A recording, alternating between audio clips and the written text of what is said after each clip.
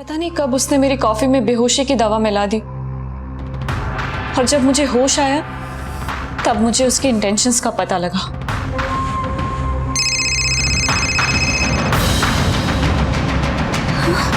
Hello, उसने मेरे ही phone से मेरा वीडियो बना लिया था, फिर मुझे ब्लैकमेल किया, कहा कि अगर उसे 2 लाख रुपए नहीं दिए तो वो मेरा वीडियो अपलोड कर देगा।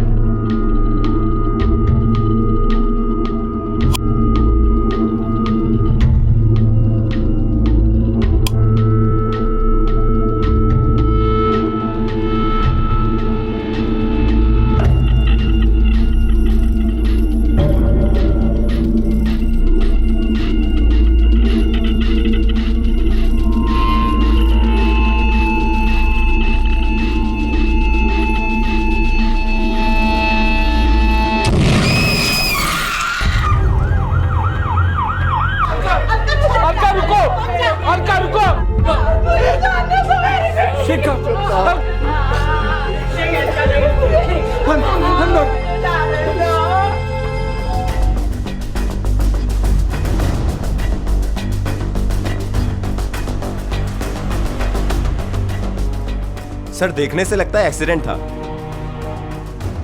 माने, अगर लड़की सिर्फ कॉफी बनाने के लिए आई थी तो एक नॉब खुला होना चाहिए। ये देखो, दूसरा नॉब भी खुला हुआ है।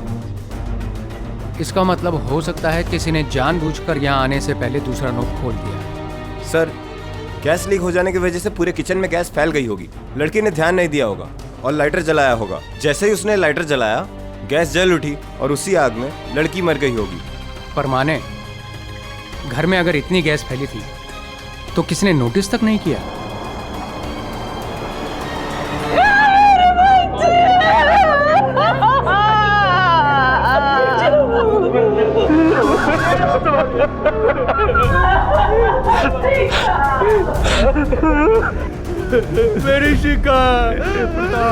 मेरी शिका के साथ ये क्या हो गया?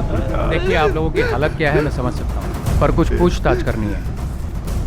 क्या आप में से किसी को भी गैस लीक होने की स्मेल नहीं आई? कैसे आती साहब, हम सब लोग तो सो चुके थे। क्या शिखा हर रोज अपने लिए रात में कॉफी बनाती थी? सर, जब वो रात में पढ़ाई करती थी तब उसको कॉफी पीने की आदत थी जो वो खुद बनाती थी। और उसकी इस आदत के बारे में आपके परिवार में किस किस को पता था? सब जानते हैं सर। सर, आप ये सब क्यों पूछ रहे हैं? क्योंकि हो सकता है कि ये एक्सीडेंट नहीं, प्री प्लान्ड मर्डर। किसी ने मारा है।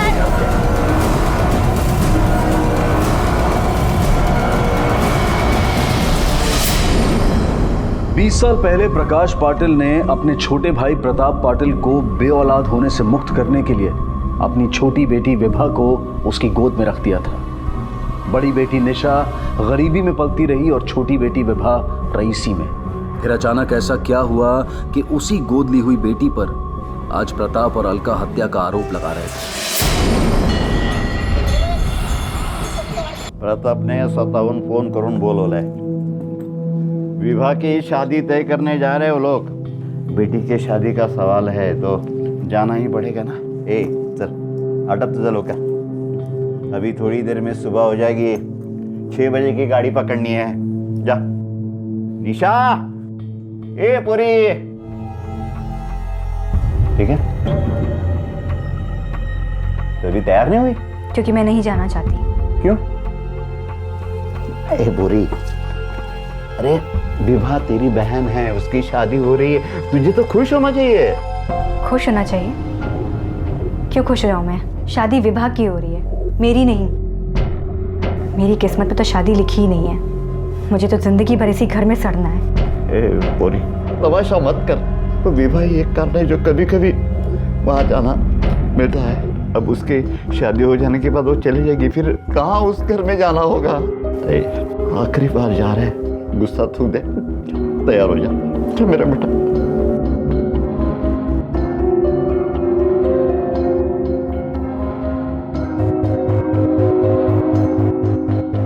ये तो मैंने सोचा ही नहीं। विवाह के जाने के बाद उस घर में मैं विभा की जगह ले सकती हूँ और मुझे वो सब कुछ मिलता जाएगा जो विभा को मिलता आया है।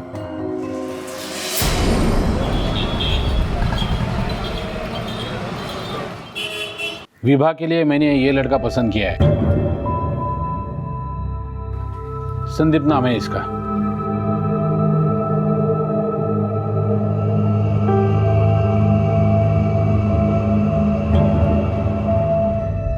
किस्मत खुल गई विभा की। एक लौता लड़का है, बहुत पैसे वाला है। जयसिंहपुर में 20 एकड़ जमीन है उसकी। लड़का अच्छा है, मेरे अशोक का दोस्त है। अरे काकी, आप क्यों परेशान हो रही हैं? लाइए मुझे कीजिए। पूरी बात बताइए ना। हाँ, दरअसल हम दोनों सोच रहे थे शादी से पहले एक बार आप इस लड़के से मिल लो। विभा आप ही की बच्ची है, इसलिए गांव से बुलाया।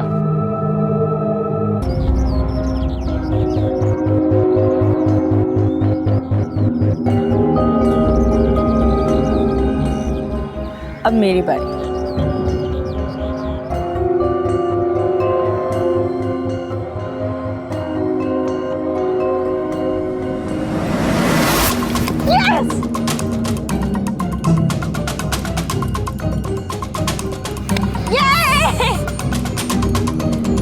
चल बोल दे।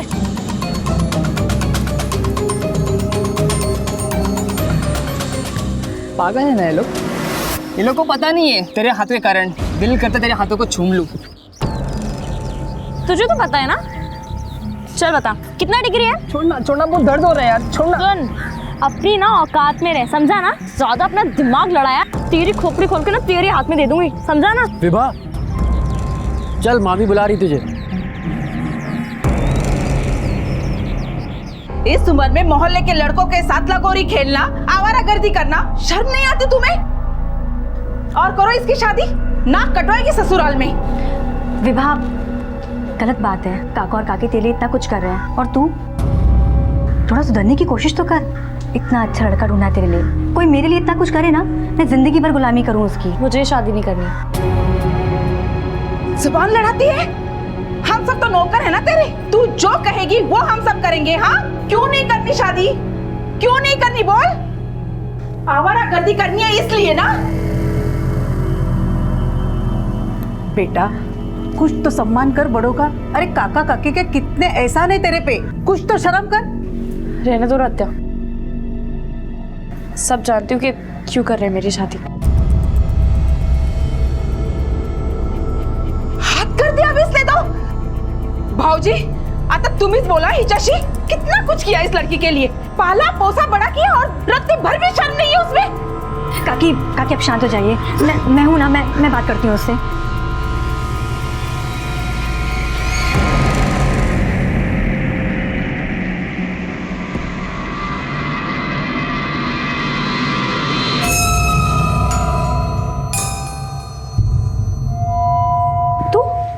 तू मेरे कमरे में क्यों आई है?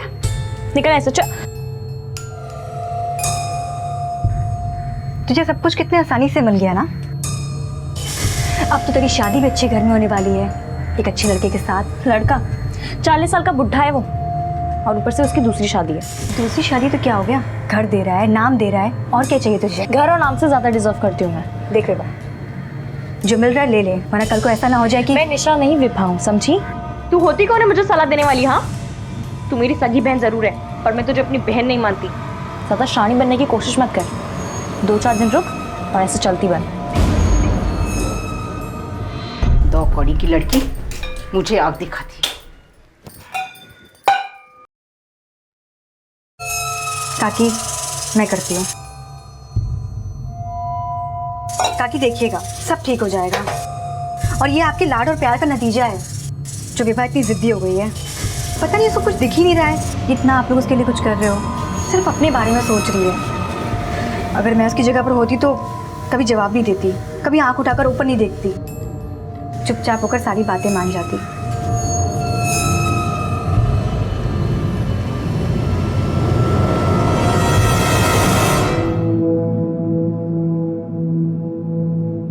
विवाह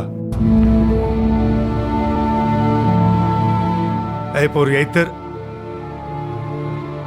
देख, हम तो तेरे नाम के आई बाबा हैं। 19 साल पहले हमने तुझे प्रताप और अलका को गोद दिया था, तब से वही तेरे आई बाबा हैं। हे पूरी देखना, कितने लाड़ प्यार से तुझे पाला है उन्होंने। पाला पोसा है, पर बेटी समझकर नहीं, बोझ समझकर। और अब ऐसे किसी से भी मेरी शादी करवाना चाहते हैं ताकि उनका बोझ हल्का हो सके। मैं शादी नहीं करूंगी मतलब नहीं करूंगी। जिसे जो समझना है वो समझे।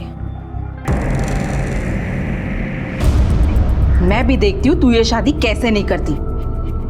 कल लड़के वाले आ रहे हैं, अगर उनके सामने कोई नाटक किया तो अपना बोरिया बिस्तरा बांध लेना, समझी?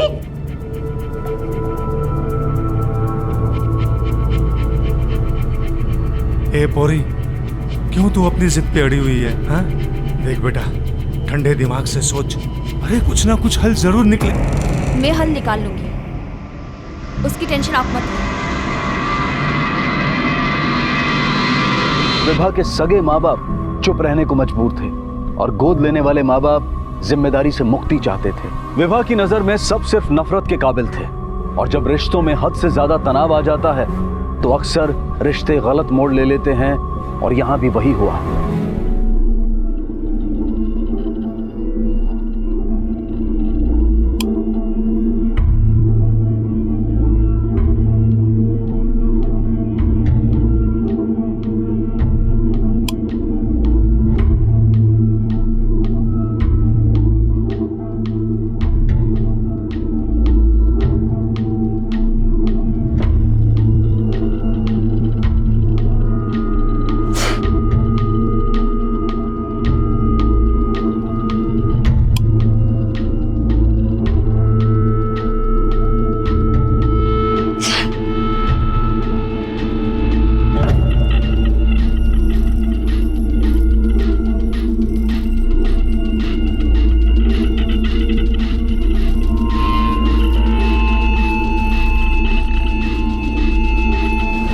ये शिखा जिसकी हत्या का आरोप विभा पर लगा था, आखिर क्या रिश्ता था विभा का इस लड़की से?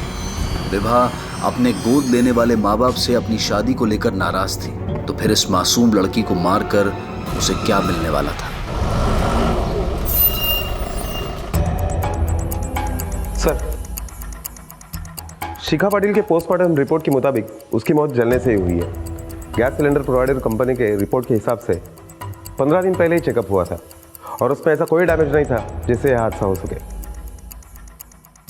इसका मतलब वो दूसरा नॉब कुछ देर पहले ही खोला गया था। माने एक बात तो साफ है कि एक्सीडेंट मर्डर है, लेकिन इस खूनी तक पहुंचने के लिए हमें सबसे पहले ये पता करना पड़ेगा कि मारने का मकसद क्या था। शायद 19 वर्ष पूर्व प्रताप ने खुद होकर विवाह को हमसे मांगा था। हमारे हालात अच्छे नहीं थे, हमने सोचा विवाह का भविष्य बन जाएगा, इसलिए विवाह को उसे दे दिया। लेकिन साहब, जैसे 3 साल के बाद शिखा का जन्म हुआ, प्रताप वो एकदम से बदल गए। अलका बहनी ने भी हद कर दी। क्या क्या तकलीफ नहीं दी मेरे बच्चे को, अनाथ बच्चों जैसे हालत कर दी उसकी। आपने इस बारे में उनसे कभी बात नहीं की? मुझसे बात करते हम साहब। प्रताप कहता, जा ले जाओ बच्ची को। क्या खिलाते उसे? रोटियां नहीं थी हमारे पास, सोचा वहाँ कम से कम वो भूख से तो नहीं मरेगी। मुझे तो इस बात का दुख है, इस सब से मेरी बच्ची इतनी चिड़चिड़ी हो गई कि उसका रिश्तों पर से भरोसा ही उड़ गया। रिश्तों पर से? क्या आपको लगता है कि विभा शिखा का खून कर सकती है? तुम्हारी माँ को क्यों लगता है कि तुमने शिखा को मारा है? ये तो वही बता सकते हैं कि उनकी एक बेटी उनकी दूसरी बेटी को क्यों मार सकती है। तुम्हारा घर है, इसका मतलब ये नहीं कि जो मन में आए बोलोगी। जो पूछा जाए उसका सीधा सीधा जवाब दो। तुम्हारी आई का कहना है कि तुम्हारी वजह से कुछ लड़कों ने शिखा को मॉलेस्ट करने की कोशिश की। सॉरी यार, मैं तुम्हारे साथ पिक्चर देखने के चक्कर में अपना लेक्चर नहीं बंक कर सकती ना। हाँ, मैं सुबह में आ सकती हूँ। मैं तुमसे थोड़ी देर में बात करती हूँ।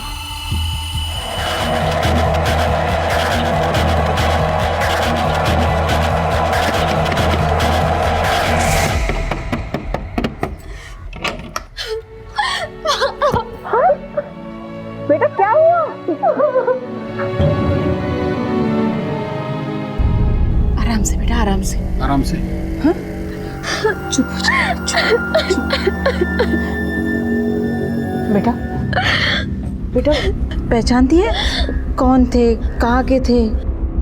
वो सहकार नगर के लड़के थे। सहकार नगर, वहाँ तो विभा की भी क्लास होती है। अगपन विभा जहाँ क्लास जाती है वो जगह छोटी तो नहीं है ना? छोड़ूंगा नहीं, वो 8वीं निक्की का चे। काका, सबक उनको नहीं, उसको सिखानी पड़ेगी जिसकी शह की वजह से उन लड़कों ने आज शिखा को परेशान किया। देखो कितना रो रही है, सदमा लग गया है इसको।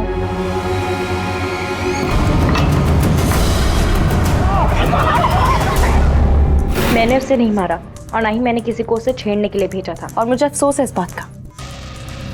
काश मैंने उसे मारा होता, पर इससे पहले कि मैं ये करती किसी और ने हाथ साफ कर लिया। लेकिन तुम शिखा से इतनी नफरत क्यों करती थी? क्योंकि मेरी इस हालत की जिम्मेदार शिखा ही थी। मतलब? जब बच्चा नहीं था तो मुझे मेरे आई बाबा से गोद मांग लिया, फिर जब खुद की बेटी हुई तो मुझे बोझ समझने लगे। मेरे पास घर तो है पर घर वाले नहीं है। विभा आपकी गोद ली हुई बेटी थी, इसलिए आप उसके साथ भेदभाव करती थी? भेदभाव? खाना, कपड़ा, सर पे छत, सब कुछ तो दिया था मैंने उसे, लेकिन इतने से उसका पेट कैसे भरता? क्योंकि उसकी नियत ही खराब थी। उसे कितना भी दो सब हजम कर जाती है और फिर से भिखारी की तरह हाथ फैलाती है। उससे मत बन गई है वो। और इसी मुसीबत से छुटकारा पाने के लिए आपने उसकी शादी एक तलाकशुदा आदमी से तय कर दी थी। तो ऐसा कौन सा राजकुमार मिलने वाला था उसे? कम से कम हम उसकी शादी तो करवा रहे थे, लेकिन इस सब का एहसान मानने के बदले उसने मेरी बेटी को। उस हादसे से पहले किचन में आखिरी बार किसको जाते देखा था आप लोगों ने? निशा। निशा?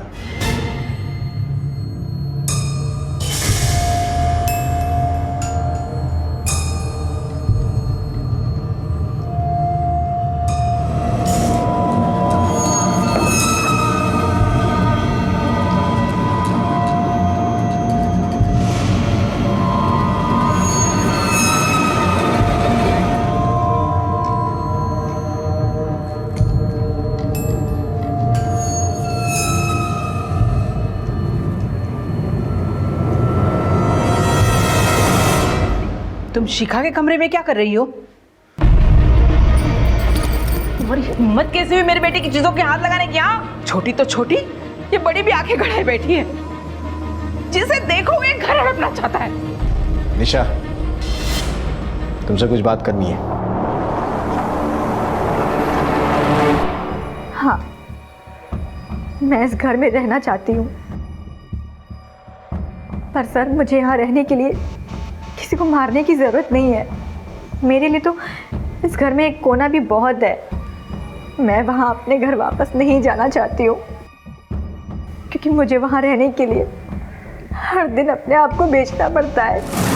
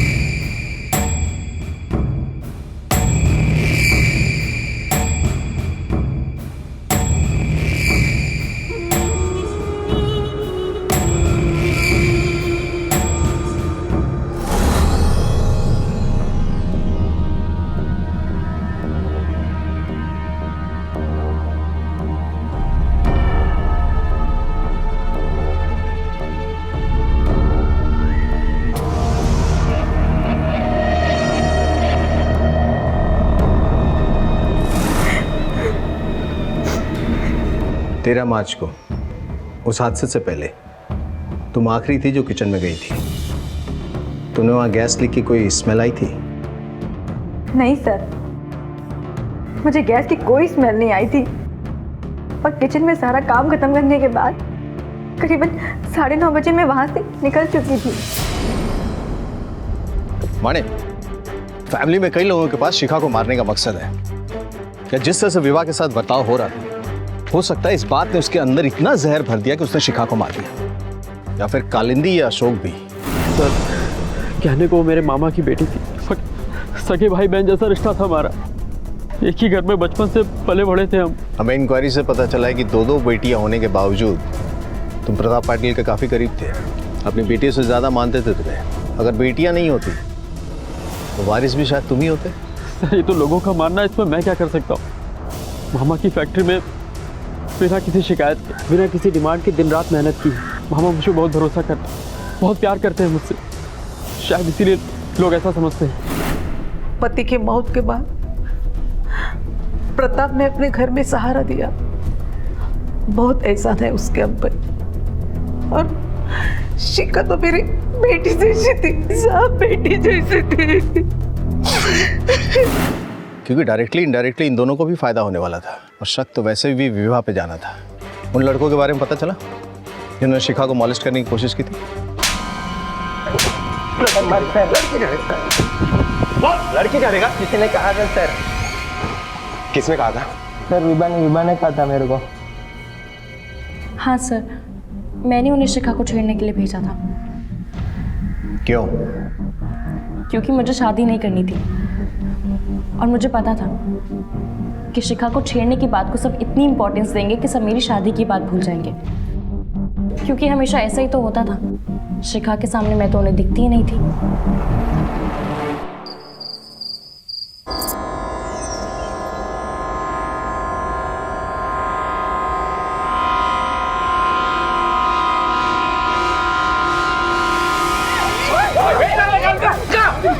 मर जाएगी वो। इसे मार के ही शांत होंगी मैं अभी।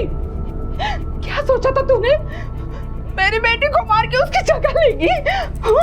सब तुझे मिल जाएगा, भिखारी बना दूंगी तुझे। एक एक पैसा ट्रस्ट में दे दूंगी, पूरी कहानी नहीं मिलेगी किसी को। अलका, अलका को शांत हो। अलका, चलो क्या है?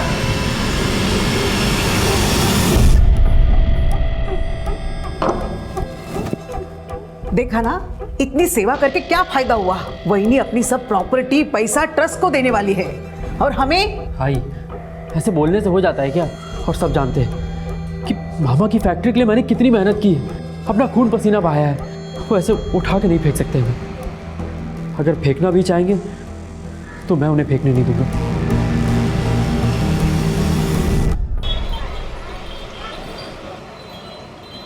गड़बड़ कशासाठी? थोड़ा थोड़ा ठंडे दिमाग से सोचो। जितना सोचना था सोच लिया। हम आज के आज ही अपनी वसीयत बनाएंगे। मैं नहीं चाहती कि कोई मेरी बेटी की मौत की खुशियां मनाए। मैं भी देखती हूँ जिस जायदाद के लिए मेरी बेटी का खून किया है, उसे एक पैसा भी कैसे मिलता है। ठीक है, जो तुम्हें करना है वो। अशोक, प्रॉपर्टी के डिटेल्स ले आओ। जी।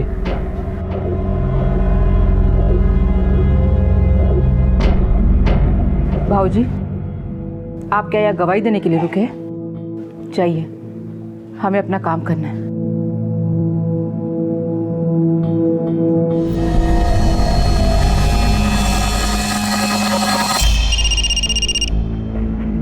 हेलो, क्या?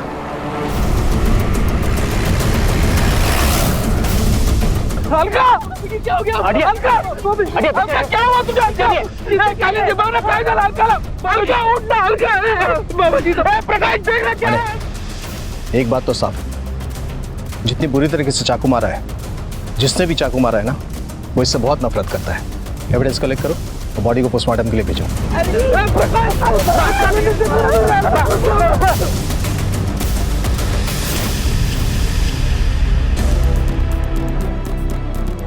सर, पोस्टमार्टम रिपोर्ट के मुताबिक अलका का कत्ल दोपहर 12 से 1 बजे के बीच में हुआ, जब वो अपने खेत पर गई थी।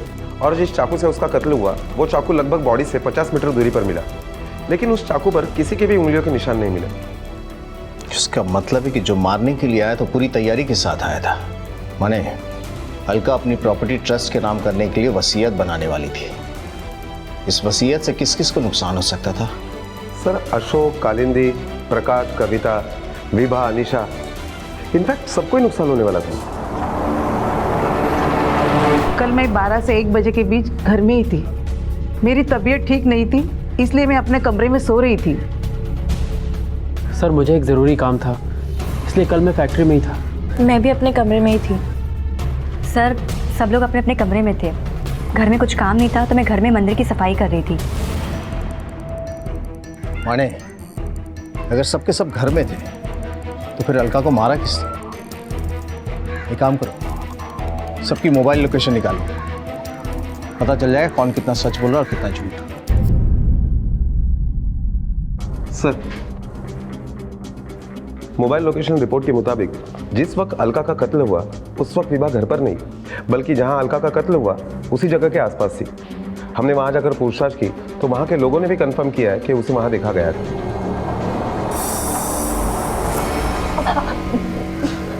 मैं गई थी वहाँ, पर अपनी मर्जी से नहीं। निशा ने बुलाया था मुझे वहाँ पर, ये बोल के कि बाबा बुला रहे, पर उसने झूठ बोला था। तूने अब तक तो बहुत ऐश कर लिया, अब जब मेरी बारी आई सिर पकड़ के बैठी हुई है। तू ना जबरदस्ती गले पड़ रही है। मैं गले पड़ रही हूँ? जा क्यों नहीं रही शादी करके? आज तेरी वजह से काकी सारी प्रॉपर्टी ट्रस्ट वालों को दे रही है। ओह, तो ये तेरा असली संस्कारी चेहरा? नहीं जाऊंगी, कहीं नहीं जाऊंगी, और अगर कहीं चली भी गई ना तो सब कुछ मेरा ही रहेगा। तो अपना रास्ता नाप ले। देख, तुझे सब कुछ मिल चुका है, तेरी शादी भी हो जाएगी। मेरा सोच, मेरी शादी नहीं होगी, कम से कम मेरे लिए तो कुछ छोड़। अपनी दर्द बड़ी दास्तां ना कहीं और जाके सुना किसी और को। जितने दिन रहना है रहे, वरना धक्के मार के घर से बाहर निकालूंगी। उस घर से मैं कहीं नहीं जा रही हूँ, और तेरा जीना हराम करके मैं ही रहूंगी। जा रही हूँ मैं, तेरे खिलाफ सबको भड़काने जा रही हूँ। जा जा, शौक से जा। सर, हमारा झगड़ा हुआ था, पर झगड़े के बाद मैं घर चली गई थी। विभा वहीं पर रुकी हुई थी। विभा ने आपको पूरी बात नहीं बताई। और हाँ, प्रॉपर्टी के लिए दुखी होना बंद कर कि काकी उसे ट्रस्ट में दे देंगी, क्योंकि ऐसा मैं होने ही नहीं दूंगी। प्रॉपर्टी हाथ से जाए ऐसी नौबत में आने ही नहीं दूंगी, और अगर आई ना तो काकी को इस दुनिया से चलता कर दूंगी। सर, मैंने बहुत गरीबी देखी है, मुझे महल नहीं चाहिए। मुझे तो बस काकी के घर में उन लोगों के बीच थोड़ी सी जगह चाहिए थी। पर विभा के बहुत बड़े बड़े सपने हैं, अमीर पति, पैसा, जायदाद, उसको सब कुछ एक साथ चाहिए, और वो इसके लिए किसी को मार भी सकती है। शायद उसी ने काकी को। अगर विभा ने ही सारी प्लानिंग की थी तो तुमने इसे अलका की कत्ल की जगह पे क्यों बुलाया था? सर, मैंने उसको वहाँ बात करने के लिए बुलाया था। हम बात करने के बाद मैं वहाँ से चली गई थी। मुझे क्या पता था कि अलका काकी वहाँ पे आने वाली है। माने ये केस उतना सीधा है नहीं जितना दिखता है। ये दोनों बहनें एक दूसरे को फंसाने की कोशिश कर रही हैं और पुलिस को गुमराह करने की।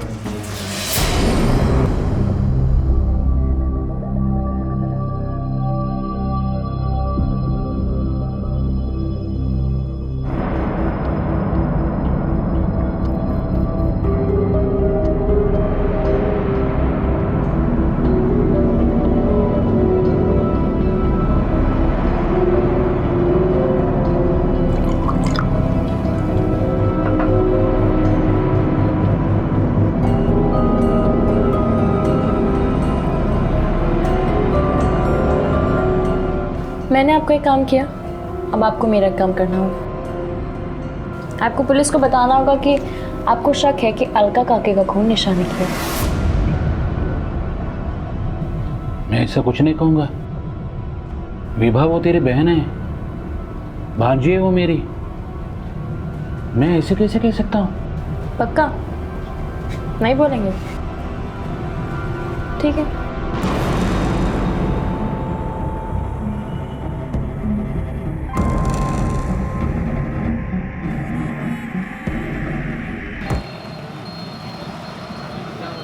हाँ बताइए, क्या बताना चाहते थे? सर मुझे शक है कि निशा ने अलका का खून किया है। काका, ये आप क्या बोल रहे हैं? चुप रहो काका, काका प्लीज आप सही बोलिए प्लीज। काका आप रहो इधर। एक्चुअली निशा चाहती थी कि हम उसे गोद ले लें, पर अलका ने साफ मना कर दिया था। और उस रात जब ये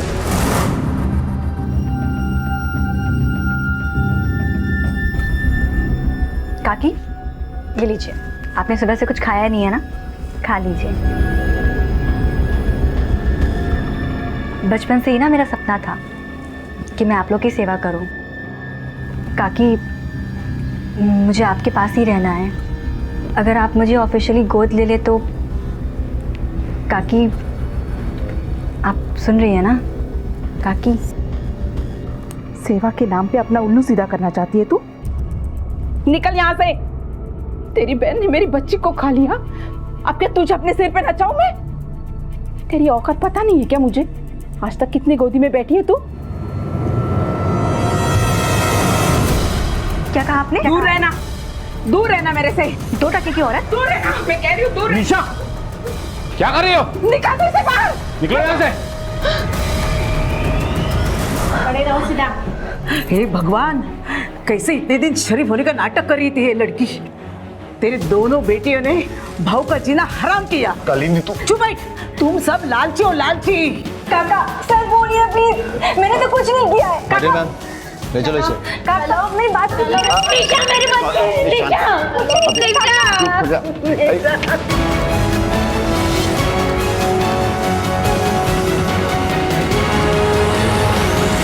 तुम्हारे कहने पर मैंने पुलिस से झूठ बोला है।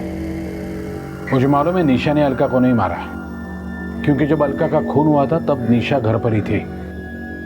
मुझे भी पता है उसने नहीं मारा, पर अगर आपने किसी को सच बताया ना तो फिर मैं दुनिया को वो बताऊंगी जो किसी को नहीं पता,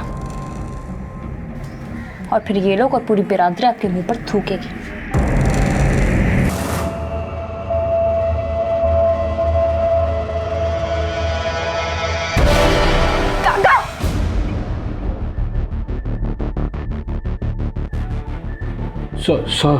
सॉरी विभा, गलती हुई। सॉरी विभा। जब आपको और आपकी बीवी को मेरी जरूरत थी तो मुझे लेकर आ गए, फिर जब शिखा आई तो मुझे कचरे में फेंक दिया। हमेशा यूज किया मेरा। अब मेरी बारी। अब मैं आपको और इस घर को अपनी मर्जी से चलाऊंगी। देखती हूँ कौन रोकता है मुझे।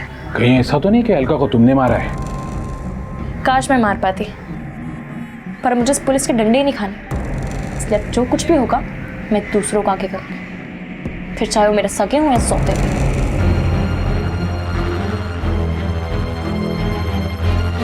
सर, हाँ मैंने चाकू उठाया था, पर सर मैंने किसी को मारा नहीं है। सर मैं सच बोल रही हूँ, मैंने किसी को नहीं मारा। सर, एक इन्फॉर्मेशन हाथ लगी।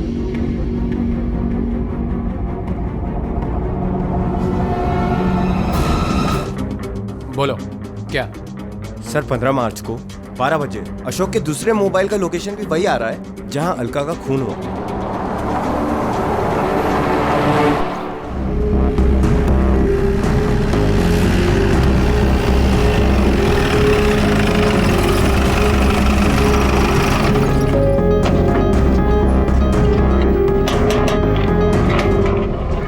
अशोक जादव है? हाँ अंदर है।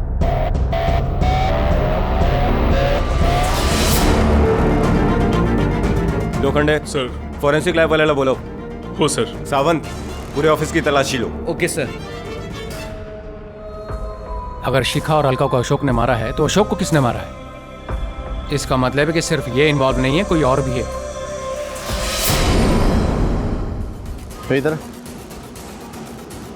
कौन कौन था यहाँ? सर यहाँ मैं और अशोक सर थे। घर में मौत होने से फैक्ट्री बंद है सर, और यहाँ कोई कामगार भी नहीं आता। हाँ सर, लेकिन विभा मैडम आई थी।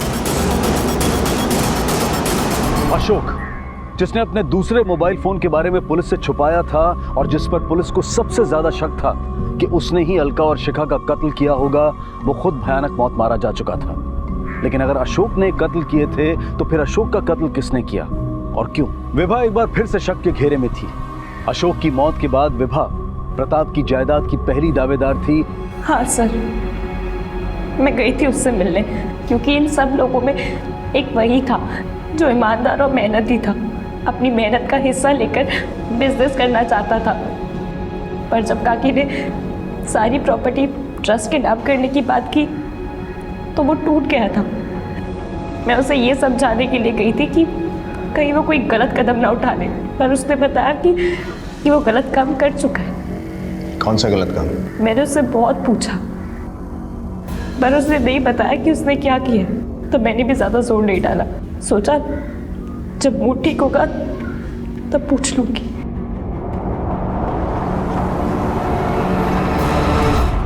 सर, हो सकता है अशोक ने विभा के साथ जो गलत काम की बात की, वो गलत काम यानी अलका का कत्ल हो और शिखा का भी। मानिए अगर इस बात को मान भी ले तब भी कोई और शख्स है जो इस केस में इन्वॉल्व है, जिसने अशोक को मारा। वो दूसरा कोई भी हो सकता है, विभा भी। अशोक के दूसरे नंबर के कॉल रिकॉर्ड्स चेक करो और एक एक नंबर पता करो कि किसका है। सर, अशोक के दूसरे मोबाइल के कॉल रिकॉर्ड से एक नंबर मिला है जिस पर पिछले कुछ दिनों से अशोक ने काफी बार बात की है, लेकिन ये नंबर अभी बंद आ रहा है। किसके नाम से रजिस्टर्ड है नंबर? सर, कोई नितिन दुरंदर है, हरिपुर का एड्रेस है। हरिपुर? लीड मिल गया शायद। सर, ये डॉक्यूमेंट मैंने ही दिए थे, पर ये नंबर मैं नहीं यूज़ करता सर। मतलब? ये नंबर मैंने अपने दोस्त को लेकर दिया था, उसके डॉक्यूमेंट पूरे नहीं थे, इसलिए मेरे डॉक्यूमेंट पे उसको नंबर दे दिया। किस दोस्त को?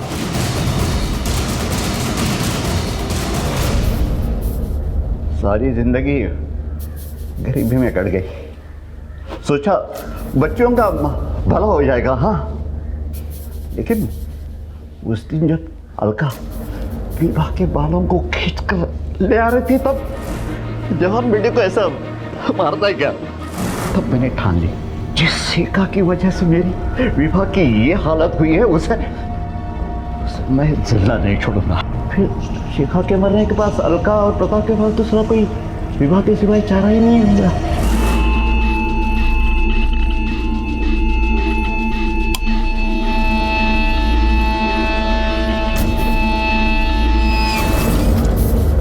सब शिखा को मारकर मुझे लगा अब मेरे बच्चों को कोई खतरा नहीं है, लेकिन वो अशोक खुद को वारिस समझ रहा था।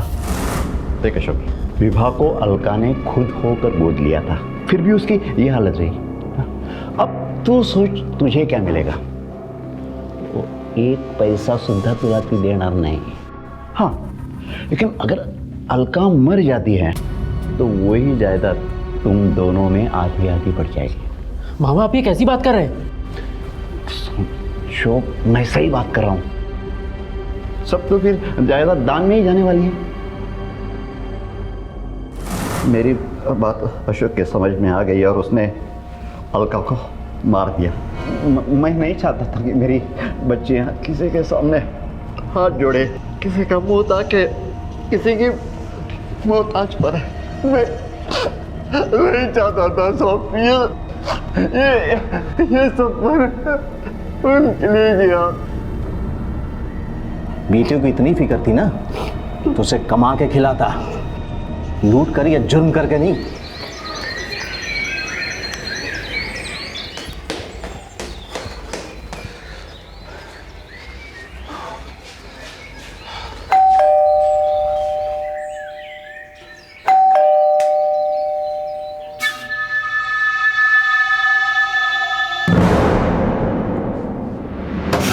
राजकुमार जी, राजकुमार जी,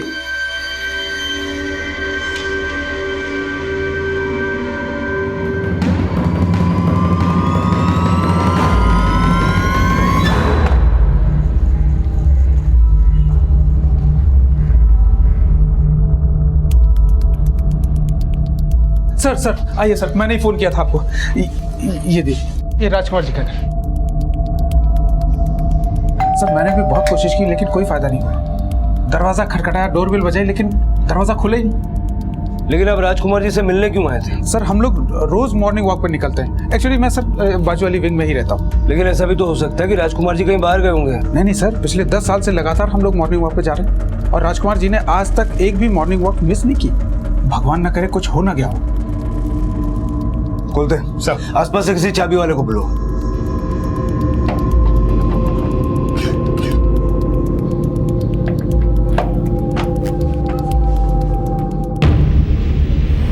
सर लगता है जहर खाया है। खाया है या किसी ने खिलाया है? सारा घर छान मारो, हो सकता है ये सुसाइड नहीं मर्डर केस हो।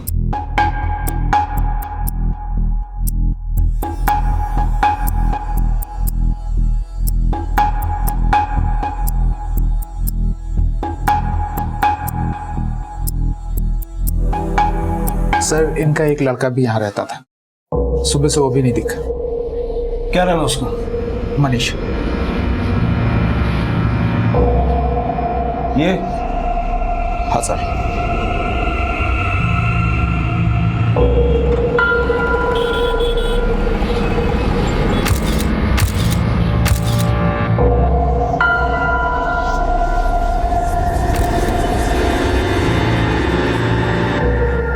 आपको क्या लगता है इन्होंने आत्महत्या क्यों की होगी? मुझे नहीं लगता सर, राजकुमार जी या उनकी पत्नी आत्महत्या कर सकते हैं। फिर इन्हें जहर किसने दिया होगा? मुझे क्या पता सर, पर इनका लड़का बहुत दिनों से चिड़चिड़ा रहने लगा था। क्यों सर? वो 3-4 साल से उसको स्किन डिजीज हो गई थी, उसके चेहरे पे सफेद दाग आ गए थे जो जा ही नहीं रहे थे।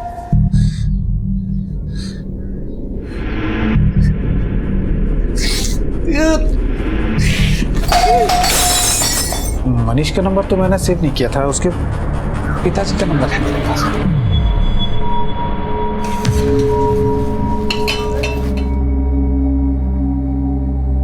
ये ले, खा ले। माँ बटर दो ना। हाँ 1 मिनट। मेरी बात ध्यान से सुन, मैंने किसी की चवन्नी नहीं देनी जो मैं किसी से डरूंगा, समझा? दामले को बोल दे 2% कायदे का कमीशन है, इससे 1 पैसा कम नहीं लूंगा। बिजनेस करना है करे, वरना जाए भाड़ में। रुक, मैं तेरे को बाद में फोन करता हूँ। हाँ, और खिलाओ और खिलाओ, मक्खन खिला खिलाकर इसको अपने जैसा बना दो। अब बच्चे के खाने पे तो मत टोकिए। टोकता तो मैं तेरे खाने को भी हूँ, तू बड़ा सूख के कांटा हो गई। तुम्हारे जीन्स में प्रॉब्लम है, जीन्स में। साला जिंदगी डामाडोल, माँ गोल बेटा ढोल। ये तूने बैग आगे क्यों पकड़ रखा है?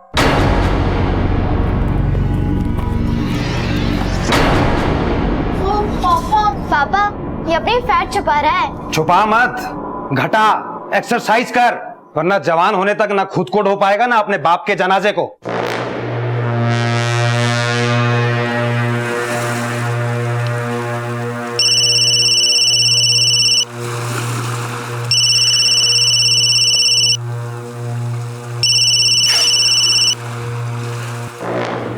Hello, Manish Tendulkar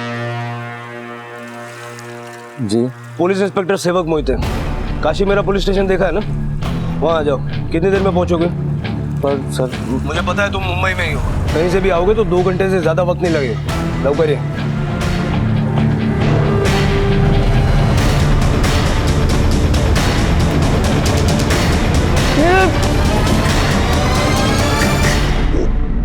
sir, building के सिक्योरिटी गार्ड ने मनीष को कल देर रात बिल्डिंग से बाहर जाते हुए देखा था, लेकिन उसने अपना फोन चालू रखा है।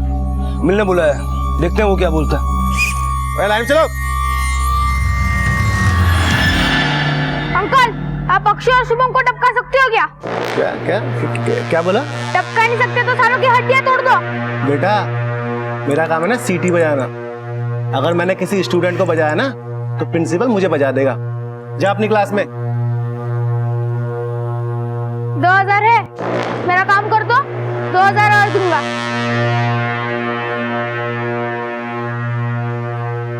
सर, मनीष अभी तक घर नहीं लौटा और उसे घर पे जो खाना मिला है उस पर रेड पॉइजन है। और अब तक वो थाने भी नहीं आया और अब उसका मोबाइल भी बंद है। एक काम करो, उसके मोबाइल की लास्ट लोकेशन चेक करो। Okay sir. सब ऐसे लगे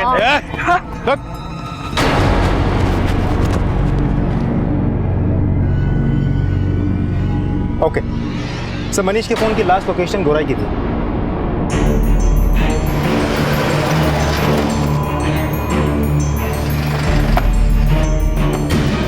मनीष के पुलिस स्टेशन ना पहुंचने पर मनीष शक के दायरे में आ गया।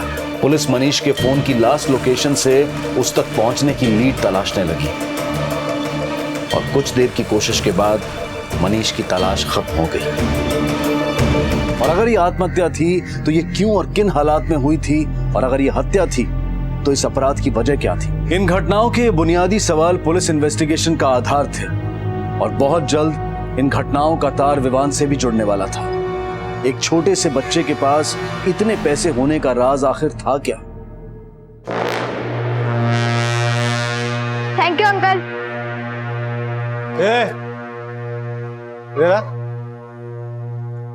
थैंक यू ठीक है, तो ये पैसा लेके कहाँ से आता है?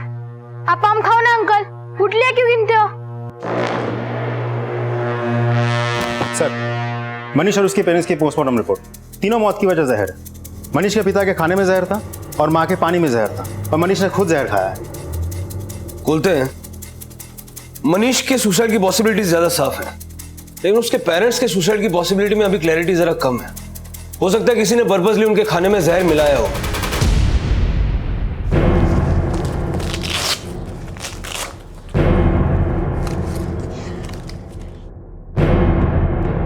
विवान, विवान दरवाजा खोल। विवान, विवान, विवान, विवान, विवान, दरवाजा क्यों लॉक किया? तो पापा मैं सो गया था पापा। सच बता, क्या कर रहा था? मैं सच बोल रहा हूँ पापा, मैं सो रहा था। बैग दिखा दे। बैग क्यों पकड़ रहा है? छुपा रहा है ना? स्कूल की डायरी छुपा रहा है? डायरी दिखाता हूँ।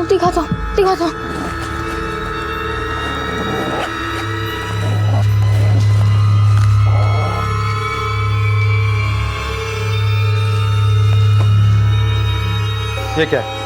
मैथ्स का होमवर्क क्यों नहीं किया? वो पापा मैं भूल गया था पापा। खाना खाना तो नहीं भूलता है? पिछले सेमेस्टर में तू मैथ्स में ही फेल हुआ था ना?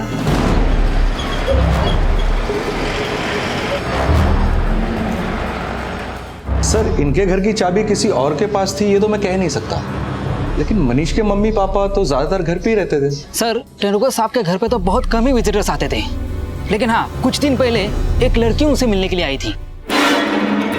ओ मैडम, साइन कीजिए यहाँ पर।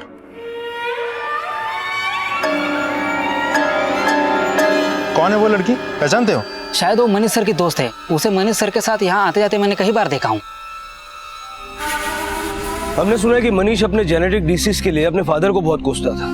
आपको क्या लगता है, मनीष अपने माँ बाप को जहर देके मार सकता है? सर, ऐसा तो नहीं कह सकता, लेकिन कुछ दिन पहले मनीष के फादर उसे बहुत डांट रहे हैं। कल तक तू बोलता था ना, मैं बोलता हूँ कि मुझे तुझ जैसी औलाद पैदा ही नहीं करनी चाहिए थी। अभी यहाँ से तू निकल यहाँ से अभी।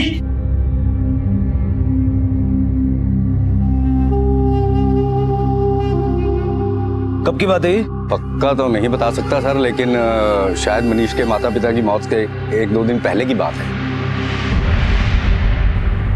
ओए राहुल, हाँ सुना, तू मेरा होमवर्क करेगा? अबे मैं क्यों करूं? ये ले 500 रुपए, बोल करता है या बोल दूं रवि को? ठीक है यार, कर दूंगा। सर, मनीष और उसके फादर के बैंक अकाउंट में ज्यादा पैसे नहीं थे। मनीष के बाप के नाम की एक 90,000 की एफडी थी जो करीब 1 हफ्ता पहले तुड़वाई गई थी, और माँ के नाम की एक इंश्योरेंस पॉलिसी है जिसे क्लेम करने के लिए जिंदा कोई नहीं। कोई ऐसा रिश्तेदार है जो उनके फ्लैट पे क्लेम करना चाहता हो? सर, ब्लड रिलेशन का तो कोई नहीं है, लेकिन मुंबई से बाहर कुछ रिश्तेदार रहते हैं जिनके साथ मेरी बातचीत हुई थी। एक आध का कहना है कि मनीष के माँ बाप इस बात को लेकर बहुत परेशान रहते थे कि दाग की वजह से मनीष की शादी नहीं हो रही थी। लेकिन उस पड़ोसी ने तो बताया कि मनीष के बाप ने उसे डांट के भगा दिया था, और ये रिश्तेदार तो कुछ और ही बोल रहे हैं। लेकिन सर, एक बात तो पक्की है जो हमें वॉचमैन ने बताई थी कि मनीष की जिंदगी में एक लड़की थी, रीमा। रीमा? यस सर, ये रीमा वही लड़की है जिसे वॉचमैन ने मनीष के घर जाते हुए देखा था। मनीष के फोन से अक्सर रीमा को कॉल किया जाता था। मैंने पूछताछ की तो पता चला कि रीमा मुंबई में अकेली रहती है। भौमिक बिल्डर्स एंड डेवलपर्स में पीआरओ का काम करती है। रहती कहाँ है ये रीमा? गोराई। चलो।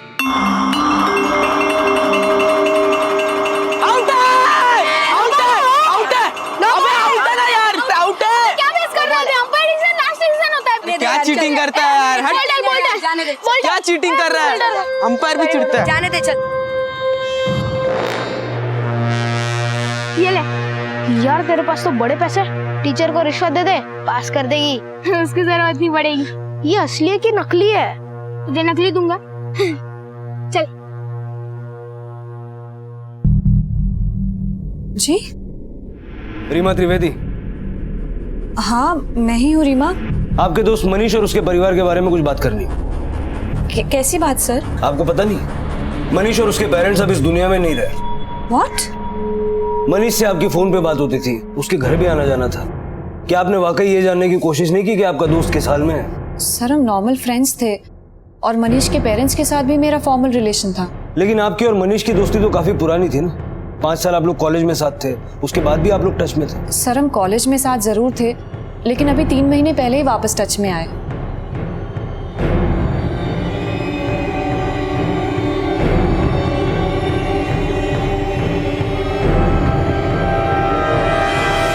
हाय।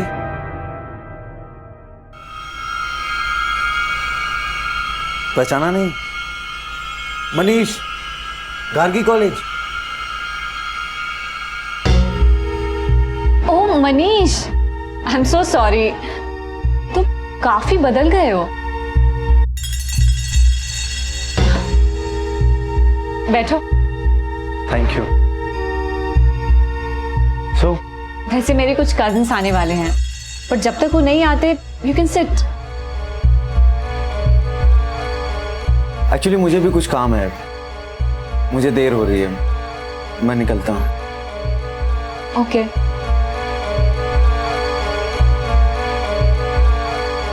मुझे लगा मनीष बुरा मान गया होगा, इसलिए मैंने हमारी कॉमन फ्रेंड से उसका कांटेक्ट लिया और अगले दिन ही उसे कांटेक्ट किया। दोस्त तो वो पुराना था, पर दोस्ती इतनी गहरी भी नहीं थी। फोन में बात करने से लेकर साथ साथ घूमने तक, ना ही मैंने उसमें कोई खामी देखी और ना ही कुछ खास। जितना मैं मनीष को जानती हूँ, उससे लगता नहीं कि वो इंसान आत्महत्या कर सकता है। आत्महत्या नहीं कर सकता तो हत्या कर सकता है, वो भी अपने माँ बाप की।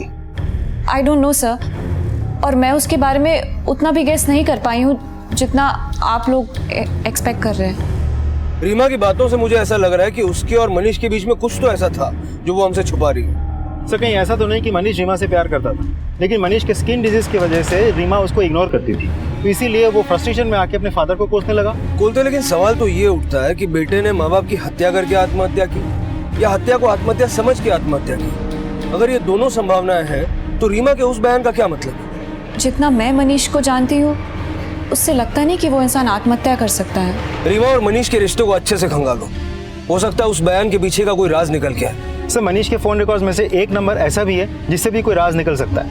करीब 10 दिन पहले तक उस नंबर पे 5 से 6 बार कॉल्स हुए, लेकिन उसके बाद से वो नंबर बंद पड़ा है। पता करो किसका नंबर है। बस भैया अब नहीं। अरे खा लेना यार। नहीं यार, तो उसी के नाम को और एक खा ले, और भूल मत 500 रुपए बाकी है भैया के पास मेरे। खा ले खा ले ना बाबा, और खाए तो पेट से वड़े निकलेंगे।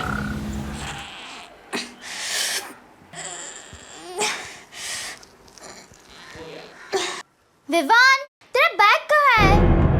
मुझे तेरा बैग चाहिए, मैं ज्योमेट्री बॉक्स ले रही हूँ। हाँ रुक, आ रहा हूँ।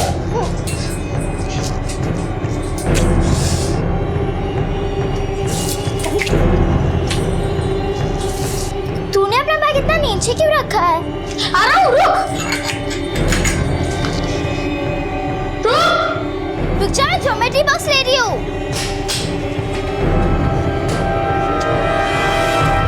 विवान, मम्मी, पापा, पापा विवान मुझे मार रहा है। विवान दरवाजा खोल।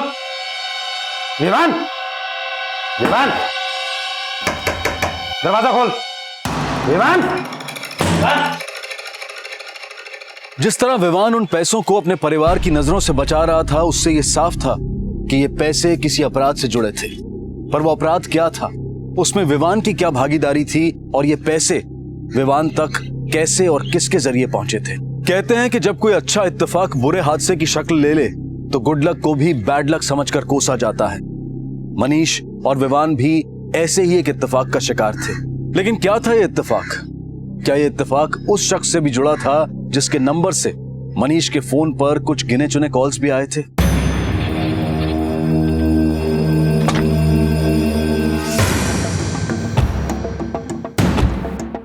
सुनो जरा, सचिन भंडारे का कॉली नंबर कितना है? 169। हाँ सर, और वो जो ग्रे लाइनिंग शर्ट पहने वाला है ना, हाँ। वही है। ओके। अरे भाई मैं सच बोल रहा हूँ, दिखाओ क्या? बोल दिखाओ।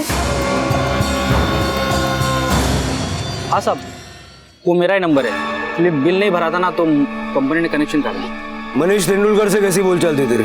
मनीष तेंदुलकर कौन है साहब ये? तेरे नंबर से काफी कॉल्स गए इसको। ये बीच में लाश मिली इसकी। अरे हाँ साहब, याद आया। हाँ 3-4 बार बात हुआ था इससे, लेकिन ऐसा कुछ खास उठना बैठना नहीं है। तो नाम कैसे याद रहेगा? ये तुझसे मिला था? हाँ साहब, एकदा भेटला होता। क्यों मिला था? साहब उसको ना जाके खोली खरीदनी थी साहब। खोली खरीदनी थी? हाँ। तो तुझसे क्यों मिला? वो क्या है ना साहब, वो अपने विलास भाई है ना, स्टेट एजेंट, उनके पास मैं जॉब करता हूँ। तो कौन सी खोली खरीदवाई तूने उसको? कसली खोली साहब, फालतू में टाइम पास किया, कुछ नहीं खरीदा उसने। साहब मैं किसी मनीष तेंदुलकर को नहीं जानता। अब मुझे क्या पता कि भंडारे किसको कहाँ मिलता है, कब मिलता है। लेकिन भंडारे तो आपके लिए काम करता है ना? वो सब तो ठीक है साहब, लेकिन भंडारे बड़ा 420 किस्म का आदमी है। मेरे भी क्लाइंट को डायरेक्ट कर लेता है। ये महीना उसका लास्ट है, मैंने उसको अपने यहाँ से निकाल दिया है। कब से काम कर रहा था भंडारे? साहब बस यही 3-4 महीना हुआ, और इसके पहले जिसके यहाँ काम करता था उसने भी लात मार करके निकाल दिया। अभी सुना है किसी बिल्डर के यहाँ भी घपला किया हुआ है। सर ये घपला मनीष के फादर के 90,000 की एफडी से तो नहीं जुड़ा है? हो सकता है मनीष ने उस पैसे से भंडारे को एडवांस किया हो। हाँ लेकिन खुलते एडवांस भी तो वो आदमी देता है ना जो बाकी की रकम चुकाने का बूता रखता हो। मनीष और उसकी फैमिली तो खस्ता हाल थी। मुझे नहीं लगता कि मनीष भंडारे से खोली खरीदने के लिए मिला होगा। चक्कर कुछ और ही है। इस भंडारे की पूरी हिस्ट्री निकालो। विलास ने बोला कि भंडारे ने किसी बिल्डर के यहाँ कोई घपला किया, और रीमा भी एक बिल्डर के यहाँ काम करती है। पता करो इस भंडारे और रीमा के बीच में कोई कनेक्शन तो नहीं है? अब रेट बदल गया है, 2 का नहीं 3% लगेगा। ठीक है, नहीं मैं देखता हूँ। हाँ चल ठीक है, चलेगा मेरे। मैं कल एक बार तेरे को फोन करूंगा, ठीक है? क्या है? छोटा बच्चा है, थक गया होगा, अब माफ भी कर दीजिए। चल खड़ा हो।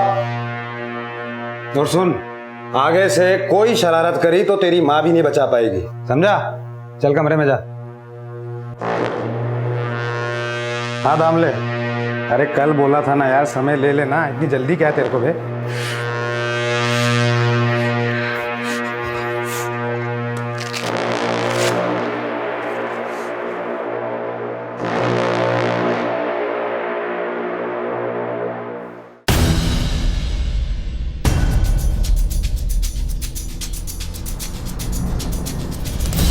सर रीमा और भंडारे का कोई कनेक्शन तो सामने नहीं आया, लेकिन ये पता चला है कि रीमा ने अपने अकाउंट से 2.25 लाख रुपए विथड्रॉ करके मनीष को दिया था।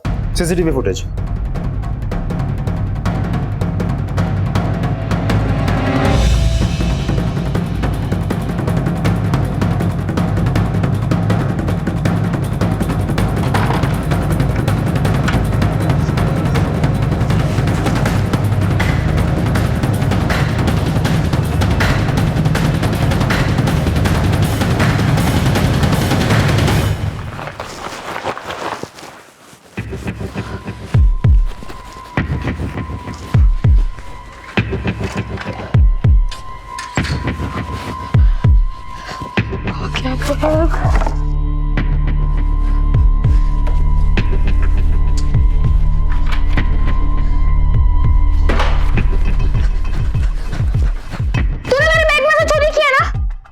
चोरी नहीं की, लगता है तुझे पापा से पनिशमेंट खिलानी पड़ेगी। सच बोल, तूने मेरे बैग से चोरी की है? पापा इसने मेरे बैग से चोरी की है। पापा मुझे पता ही नहीं कौन सी चोरी, मैंने नहीं की चोरी। क्या चोरी की है? वो मेरा ज्योमेट्री बॉक्स। मैं समझाती हूँ। कुछ सिखाओ इन्हें। तू जा शूज पहन, नया ज्योमेट्री बॉक्स आ जाएगा। हाँ रीमा, अगर वो पैसे तुमने मनीष को उधार नहीं दिए तो फिर दिए क्यों? रीमा, चुप रहने से कोई फायदा नहीं है। अगर कोई क्राइम किया है तो कबूल करने में तुम्हारी भलाई है। सर मैंने कुछ नहीं किया, बल्कि क्राइम तो मेरे साथ हुआ है। मतलब कैसा क्राइम?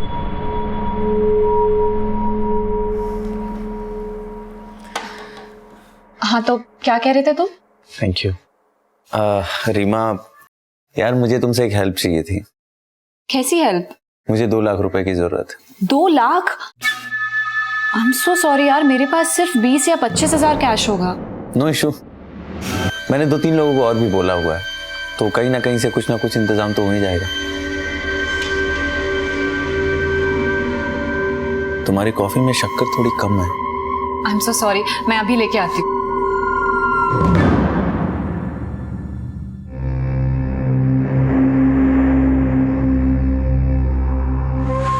पता नहीं कब उसने मेरी कॉफी में बेहोशी की दवा मिला दी, और जब मुझे होश आया तब मुझे उसके इंटेंशंस का पता लगा।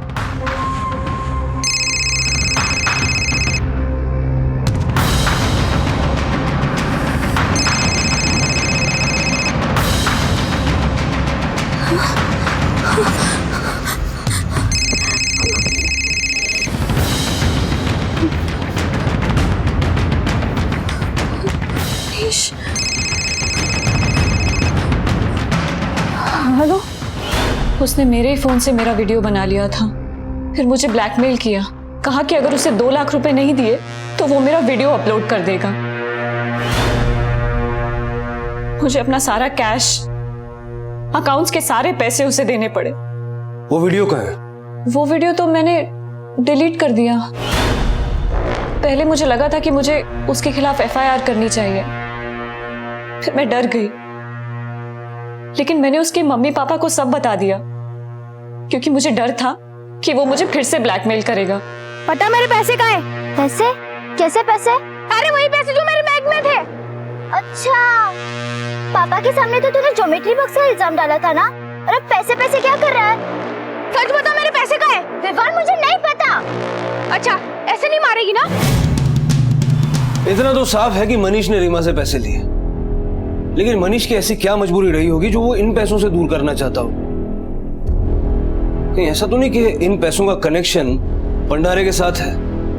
हो सकता है कि भंडारे मनीष को किसी चीज के लिए ब्लैकमेल करता होगा और मनीष ने रीमा को ब्लैकमेल करके वो पैसे निकाले। सर, मैंने इस भंडारे के बारे में पता किया, पता चला कि ये सिर्फ रियल एस्टेट के एजेंट का ही काम नहीं करता, बल्कि कई और धंधे में भी है, जैसे कि आयरन स्क्रैप खरीद के बेचना, ड्राई फ्रूट्स की दलाली करना।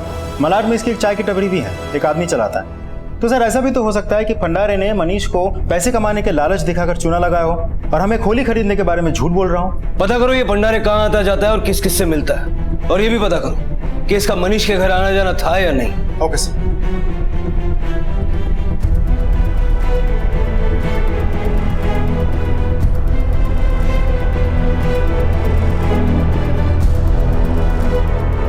पुलिस सचिन भंडारे और मनीष तेंदुलकर के उस कनेक्शन का पता लगाने में जुटी थी जिसका ताल्लुक उन पैसों से था जो मनीष ने रीमा को ब्लैकमेल करके हासिल किए थे। लेकिन मनीष के सामने ऐसी क्या परिस्थिति खड़ी हुई कि जिसने सभ्य से दिखने वाले लड़के को ऐसा अपराध करने के लिए उकसाया? भूल चाहे जानबूझकर हो या अनजाने में, उस भूल का भुगतान इंसान को करना ही पड़ता है। और विवान से हो रही मासूम भूलों की नियति भी मनीष और उसके परिवार जितना बेरहम परिणाम सामने लाने वाली थी।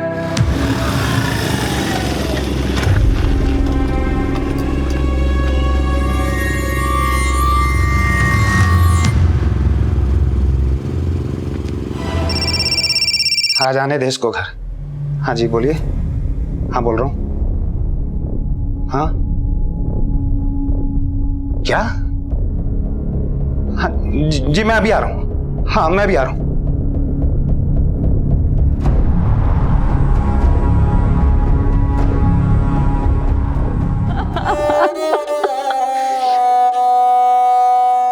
आखिरी बार कब देखा था आपने विवान को? स्कूल जाते वक्त आखिरी बार देखा था सर। जब नहीं लौटा तो हम उसे ढूंढने निकले। हमें क्या पता था। सर, अब यह साफ हो गया कि भंडारे ने मनीष को क्यों और कैसे चुना लगाया है।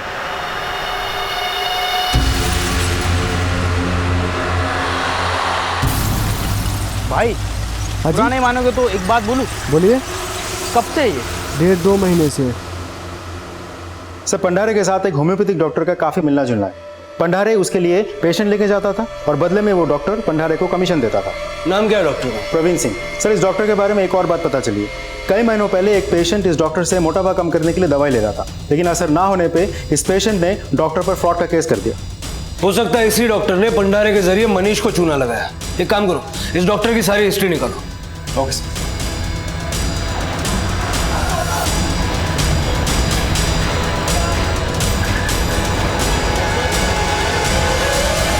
हाँ सर, ये बात सच है। विवान के मोटापे के कारण कुछ स्टूडेंट्स उसके साथ मस्ती मजाक किया करते थे। एक दो बार तो उसने मुझे कंप्लेंट भी की थी, लेकिन सर मुझे नहीं लगता कि इसके वजह से कोई स्टूडेंट उसे मार देगा। सर शुभम और अक्षय बहुत दादागिरी करते थे। एक बार तो उन लोगों ने विवान का पैंट भी खोल दिया था सर, यहीं पे खोला था सर। शुभम और अक्षय? नहीं सर, हमने विवान को कभी नहीं पीटा, बल्कि उसने हमें एक आदमी से पिटवा दिया। क्या? हाँ सर, हम स्कूल से घर जा रहे थे, तभी एक आदमी हमारे सामने आके खड़ा हो गया। तुम्हें क्या लगता है कौन हो सकता है वो? विवान का कोई रिश्तेदार, उसका भाई, या फिर उसका कोई दोस्त? नो सर, कोई दोस्त तो नहीं हो सकता, क्योंकि वो बहुत बड़ा लंबा चौड़ा आदमी था। लंबा चौड़ा आदमी? और हाँ सर, कुछ दिन पहले मैंने विवान को हमारे स्कूल के सिक्योरिटी गार्ड से बात करते हुए देखा, कॉरिडोर में। मैंने कहा मैंने मन बदल दिया, मुझे मेरे 2000 रुपए दो।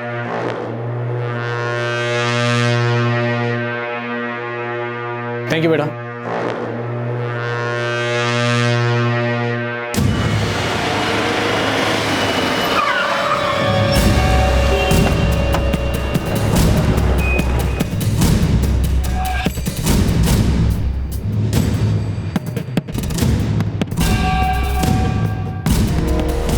साहब मीना काय केलं सर? अहो मी काय केलं नाहीये. अहो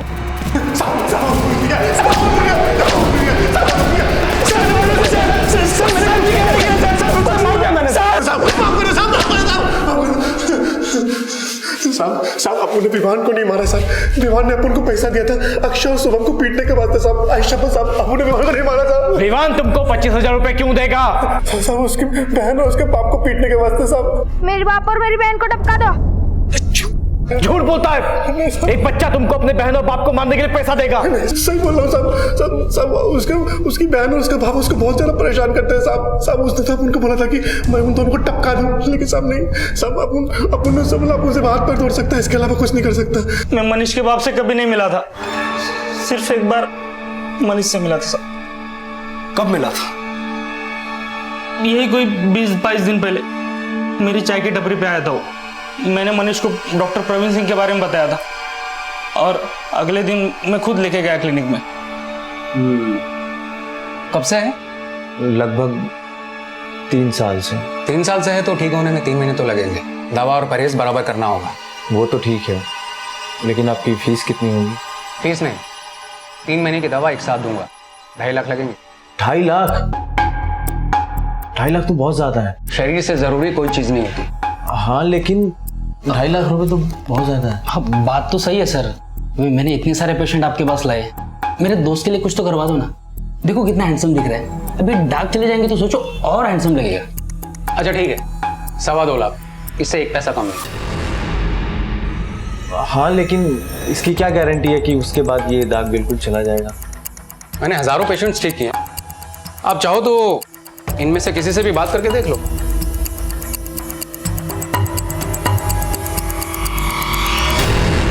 सर वो बोला कि सोचकर बताऊंगा। 2 दिन के बाद उसने मुझे फोन करके अपॉइंटमेंट भी लिया, पर वो आया नहीं सर। आया नहीं है, उसे चूना लगा दिया? नहीं सर। तेरी सारी हिस्ट्री है हमारे पास। ये भंडारे जैसे कई एजेंट्स हैं तेरे पास, जो मजबूर पेशेंट्स को तेरे पास ले आते हैं और तू उन्हें उल्लू बनाता है। मनीष जैसे को कितने को चूना लगाया? मैंने उसे कोई चूना नहीं लगाया, सच कहता हूँ साहब, वो मेरे पास आया ही नहीं। ये बात सच है साहब। मैंने भी उसको उस दिन फोन किया था, तो मुझे बोला कि बाइक से आ रहा था तो पैसों से भरा बंडल कहीं गिर गया उसका। गिर गया या रास्ते में कहीं लूट लिया? विश्वास ठेवा साहब, खरा बोलते है, वो ऐसे ही बोला कि बैग गिर गया। जब तक ये दोनों पूरा सच ना बताएं, इनको तोड़ते रहो। सर मैं आपसे कह रहा हूँ, वो गार्ड झूठ बोल रहा है। आप ही सोचिए, विवान के पास इतने पैसे आएंगे कहाँ से? विवान ने उस गार्ड को ही नहीं, बल्कि उसके कुछ दोस्तों को भी 500-500 के नोट ऐसे ही दे दिए थे। What? और हमें यह भी पता चला है कि आपने विवान को टॉर्चर भी किया था। सर बाप हूँ उसका, कभी कभी डांट दिया करता था। इसका मतलब ये थोड़ी है कि मैं उससे प्यार नहीं करता था। प्यार करते थे तो फिर ऐसा क्या हो गया था जिसकी वजह से विवान ने उस सिक्योरिटी गार्ड से आपको मरवाने के लिए कहा था? मुझको मरवाने? क्या बात कर रहे हैं सर? विवान इतना छोटा बच्चा, वो ऐसी बातें सोच भी नहीं सकता था। आप सिर्फ उस गार्ड की बात पे यकीन कर रहे हैं। प्रफुल्ल, यकीन तो हम आपके बात पर भी नहीं कर सकते। मैं मानती हूँ सर, कि प्रफुल्ल विवान को डांट देते थे, कभी कभी पीट देते थे, पर वो इसकी जान नहीं ले सकता। हो सकता है कि ये पैसा विवान ने घर से चोरी किया हो। नहीं सर, अगर ऐसा हुआ होता तो मुझे पता होता। विवान ने तुमसे कभी किसी पैसों के बारे में कुछ बात की थी? बताओ ना, घबराओ मत, बताओ बेटा। हाँ सर, विवान अपनी बैग को हाथ लगाने नहीं देता था। मुझे लगा जरूर उसने कुछ छुपा के रखा है, इसलिए मैं रात को उसकी बैग चेक करने गई थी।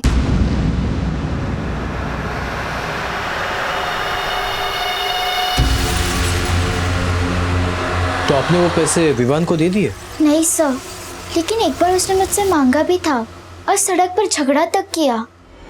बता वरना सर फोड़ दूंगा तेरा। विवान, मुझे सच्ची नहीं पता। नहीं पता? विवान, विवान मुझे सच्ची नहीं पता। पता नहीं कहाँ गए मेरे पैसे। लेकिन मैंने उसे पैसे नहीं दिए क्योंकि मुझे लगा कि वो उसका गलत इस्तेमाल करेगा। तो आपने वो पैसे किसे दिए, पापा को या मम्मी को? नहीं सर, मैंने उन्हें नहीं दिए क्योंकि मुझे लगा कि वो विवान पर चिल्लाएंगे। तब वो पैसे कहाँ हैं?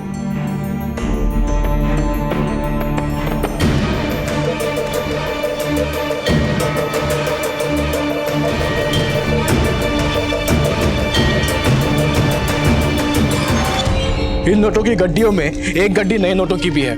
पता लगवाओ कि ये नोट आखिर किस बैंक से किसको इशू किए गए थे। इससे हमें ये पता चलेगा कि ये नोट आखिर है किसके। विवान की माँ, पापा और बहन, इन सब के बारे में पड़ोसियों से पूछताछ करो। इनके कॉल रिकॉर्ड भी निकलवाओ। और सबसे इम्पोर्टेंट चीज, विवान की जहाँ पे मौत हुई थी उस लोकेशन के आसपास के सभी सीसीटीवी फुटेज निकलवाओ। सर, दोनों को बहुत तोड़ा, लेकिन बोल रहे हैं कि मनीष से वो पैसा गिर गया था। सर, मैंने नए नोटों के नंबर को ट्रेस किया तो पता चला वो नए नोट इंडियन बैंक के गोराई ब्रांच से निकाले गए हैं और अकाउंट होल्डर का नाम रीमा त्रिवेदी है। रीमा त्रिवेदी? रीमा के अकाउंट से विड्रॉ किए गए पैसे विवान के पास मिलने की पुष्टि होने के बाद पुलिस ने मनीष और उसके माता पिता की मौत के कारणों की एक थ्योरी बनाई। मतलब हुआ ये कि मनीष ने रीमा को ब्लैकमेल करके उससे पैसा ले तो लिया, लेकिन अपना स्किन डिजीज ठीक कराने का उसका सपना ही रह गया। वो पैसा लेकर निकला तो था, लेकिन वो पैसा उससे गिर गया और उस बच्चे विवान को मिल गया।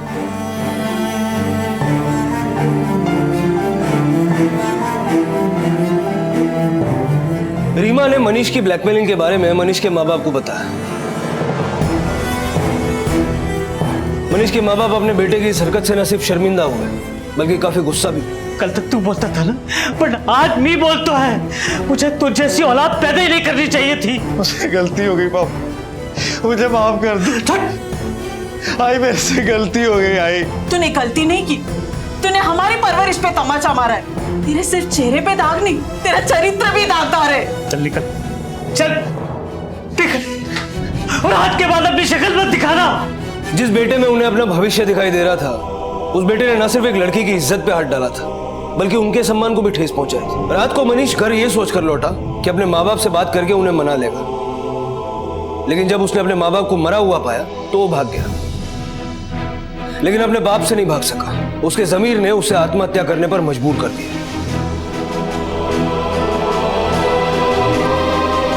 मनीष और सचिन पंडारे की मुलाकात एक ऐसा इत्तेफाक था जिसने मनीष को उसकी स्किन डिजीज ठीक होने की ऐसी खोखली उम्मीद दी कि जिसके भ्रम जाल में फंसकर ना सिर्फ उसने अपनी दोस्ती का गला घोटा, बल्कि अपने माता पिता की जिंदगी को भी नाउमीदी से भर दिया। हालांकि पुलिस डॉक्टर और सचिन पंडारे के फरेब का भांडाफोड़ करने में सफल रही, लेकिन मनीष और उसके माता पिता की मौत को आत्महत्या ही माना गया। लेकिन विवान की हत्या की गई थी, पर क्या विवान की हत्या की वजह वही पैसे थे जो रीमा के जरिए मनीष तक होते हुए इत्तफाकन विवान के हाथ लग गए थे?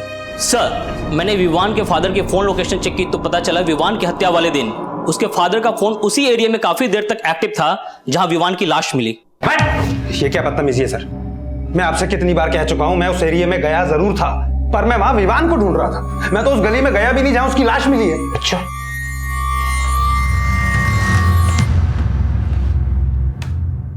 सीसीटीवी फुटेज के हिसाब से तुम्हारी गाड़ी उस गली में गई थी जहां आगे चल के विवान की लाश मिली थी। तुम्हारी गाड़ी 9:29 पे गली के अंदर जाती है और 9:50 पे बाहर आती है। गौर करने की बात यह है कि इस गली का आगे डेड एंड है। तो एक बात बताओ मुझे, 20 मिनट उस 50 मीटर की गली में तुम कर क्या रहे थे? मैं उधर से सच बताओ, वरना मेरे पास दूसरे तरीके भी है सच उगलवाने के।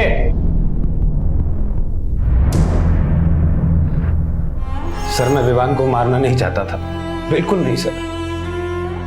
गुस्से में हो गया, गुस्से में, और अपने क्राइम को एक्सेप्ट करने की हिम्मत भी नहीं थी मुझ में। अब जेल में बैठ के अपने गुस्से को काबू करना।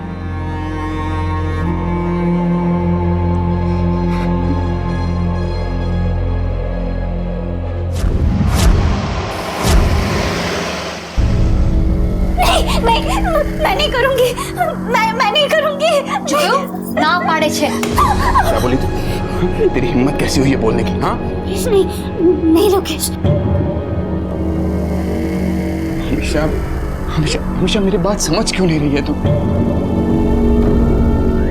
प्लीज मान जा, ये हम सबकी भलाई के लिए। लोकेश नहीं।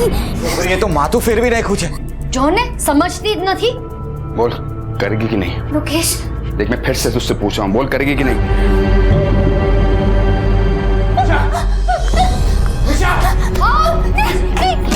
हमेशा दरवाजा खोलो।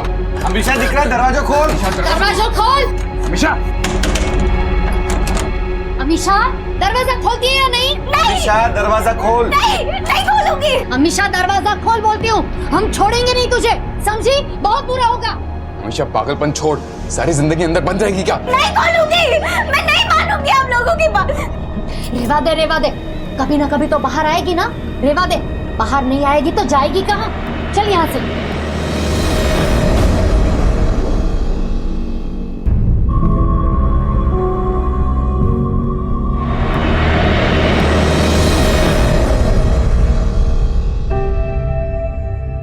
माँ, माँ, पानी पिलाना। हाँ लादी। ले। अभी भी? हाँ, जो ने अभी भी बंद है दरवाजा, खुलती ही नहीं। बात करके देखा, धमका के देखा, लेकिन तारी बैरी छे ने बहुत जिद्दी छे। हमेशा हमेशा खोलो। हमेशा क्या नाटक लगा रखा है, पूरा दिन बीत गया है। हमेशा देखो, जिद नहीं करते हैं, बाहर आ जाओ प्लीज। हमेशा भाड़ में जाओ, भूख प्यास लगेगी ना अपने आप बाहर आई। और बाहर आई ना तो 2 लाफा मारना उसे। अपनी बात न माने शू वड़ी। चल।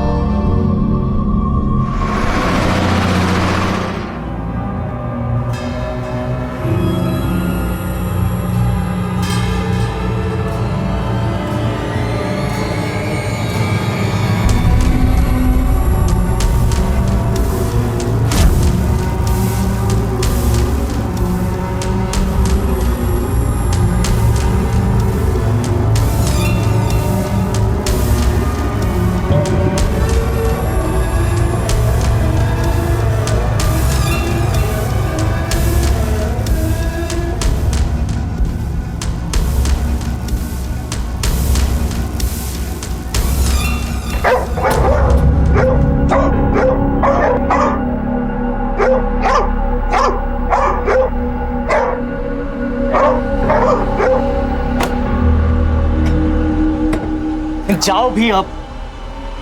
अरे बच्चों जैसी जिद मत करो वानी। ये आप छोड़ो, जो करना है तुम्हें अकेले ही करना है। सब काम खत्म होते मैं आ जाऊंगा। सुषमा जी, आ जाओ, डरो मत। वानी नाम है ना तुम्हारा, हम तुम्हारा बहुत ख्याल रखेंगे। हाँ, डरो मत। हाँ, ले जाओ।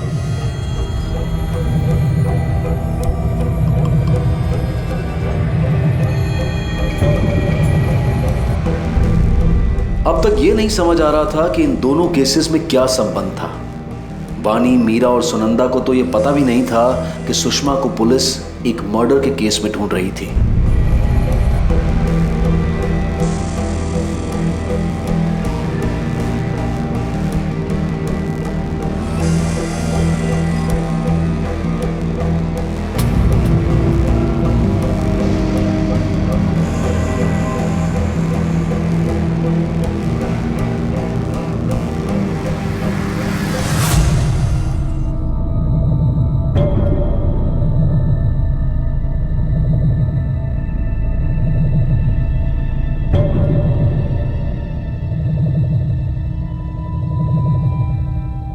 जहां एक तरफ वानी को किसी अनजान जगह ले जाकर छोड़ दिया गया था, वहीं अमीशा ने अपने पति और सास ससुर से बचने के लिए अपने आप को एक कमरे में बंद कर दिया।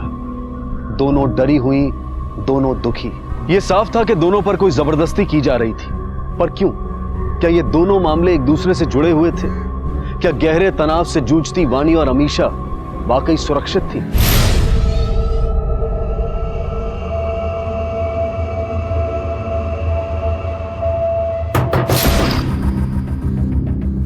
भाभी, मैं हूँ किंजल। दरवाजा खोलिए ना भाभी। अब छोड़ भी दीजिए जिद। अच्छा खाना तो खा लीजिए। भाभी ना किंजल हूँ, नहीं आऊँ। अगर मैं बाहर आई तो फिर से ये लोग मुझसे जबरदस्ती करेंगे। भाभी कोई जबरदस्ती नहीं करेगा, मैं कह रही हूँ ना, मैं हूँ यहाँ, आप आइए प्लीज। भाभी, भाभी खोलिए ना दरवाजा। किंजल रहने दे, हट तू। ऐसे नहीं मानेगी, मुझे दरवाजा तोड़ना ही पड़ेगा। भाई आप जाइए प्लीज, वहाँ बैठिए, मैं देखती हूँ। आप जाइए प्लीज, माइंड ले जाइए, आप प्लीज वहाँ जाके बैठिए। शांत थई जा, उभो रे, શું કરે છે તું?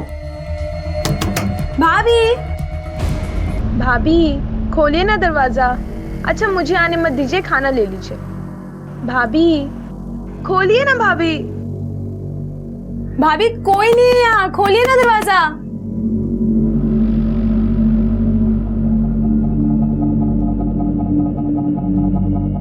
भैया खोल रही है।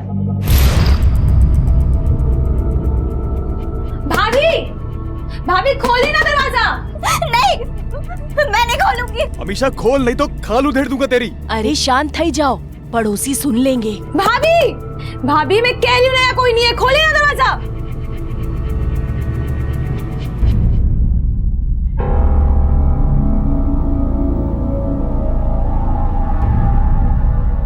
ऐसे नहीं खाने से कुछ नहीं होगा। खाओ। चल अब खा ले, जो होना है वो होगा। नाम क्या है तेरा? वानी। मैं सुनंदा और ये मीरा।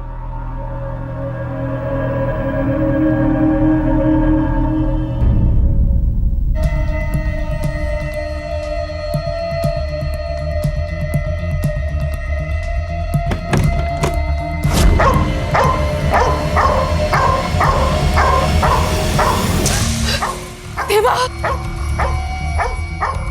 ताई, ताई क्या हुआ आपको? वानी, वानी कुत्ते, वानी मेरे को सहन नहीं होता ये, वानी मेरे को बहुत डर लगता है। वानी, ताई शांत हो जाओ, शांत, ताई, ताई शांत हो जाओ। उससे भागने की कोशिश की ना, इस बार तो अपने कुत्तों को मैंने बांध के रखा था, अगली बार खुला छोड़ दूंगी। कोई होशियारी नहीं चाहिए मुझे, समझी?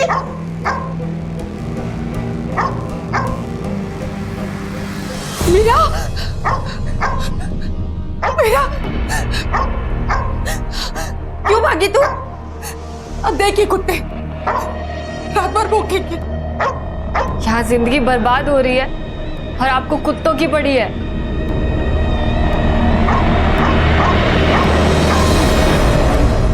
ये कब तक चलेगा, आखिर कब तक? मुझे तो लगा वो किंजल की बात मानेगी, लेकिन बहुत जिद्दी है। किंजल मिंजल छोड़ो ने, मुझे लगता है हमें दरवाजा तोड़ देना चाहिए। हम किसका वेट कर रहे हैं? अरे सांभर, ज्यादा जोर जबरदस्ती की ना तो वो अंदर अपने आप को कुछ कर देगी तो लेने के देने पड़ जाएंगे। इसलिए प्यार से दरवाजा खुलाने की कोशिश कर। हमेशा हमेशा तो ठीक है ना? हमेशा तुझसे सॉरी बोलना चाहता हूँ, मेरी वजह से तेरी ऐसी हालत हो गई। मुझे रात भर नींद नहीं आया। देख, तुझे दरवाजा नहीं खोलना तो मत खोल, मैं सिर्फ तुझे सॉरी बोलना चाहता हूँ। देख, मुझसे खाना भी नहीं खाया गया, मैं रात भर नहीं सोया। हमेशा तुझे याद है शादी के तुरंत बाद जब हम आए थे तो कैसे छुप के कुल्फी खाने चले गए थे? हमेशा क्या दिन थे वो। तुझे जरा भी चोट लगती थी तो याद है?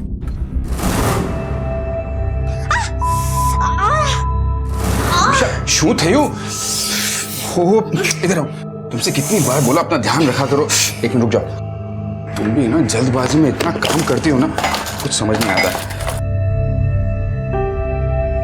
देखो, अब की बार अपने आप को चोट पहुंचाए ना, मुझसे बुरा कोई नहीं होगा, समझे तुम? ध्यान रखा करो हमेशा। हमेशा हमेशा दरवाजा खोलो। हमेशा बेटा, जो हुआ उसे भूल जाओ, प्लीज बाहर आ जाओ।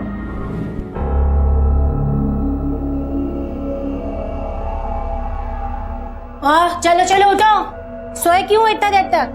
ज्यादा नाटक मत करो, चलो उठो उठो, मैडम आने वाले हैं। हेलो हेलो, अरे लो मैडम। क्या हुआ? गोली नहीं ले रही है। ले लो गोली, ले लो। हाँ? लो तुम लो तब तक। ले लो बेटा, गोली ले लो।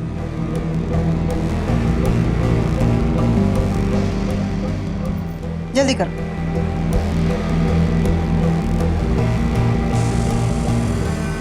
Good girl.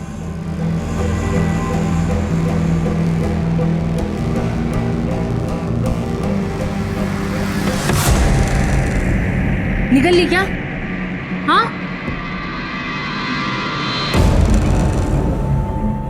Thank God. अरे क्या कर रही हो? पागल हो क्या?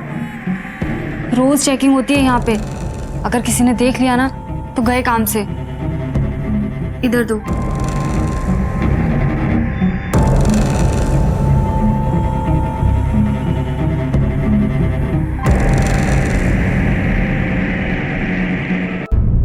अमीशा,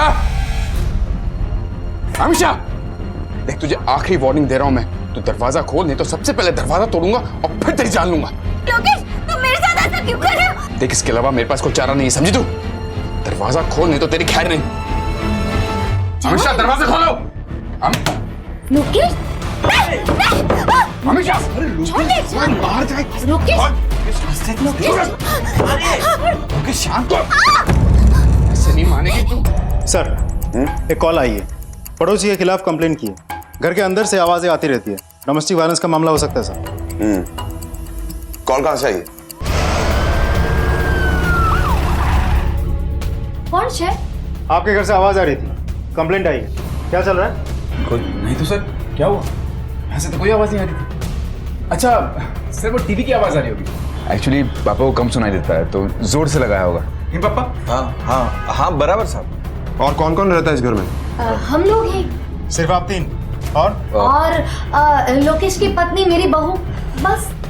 कहाँ है वो? जी वो आराम कर रही है, काम ज्यादा किया है ना तो थोड़ी थक गई है। ठीक है, हटिए।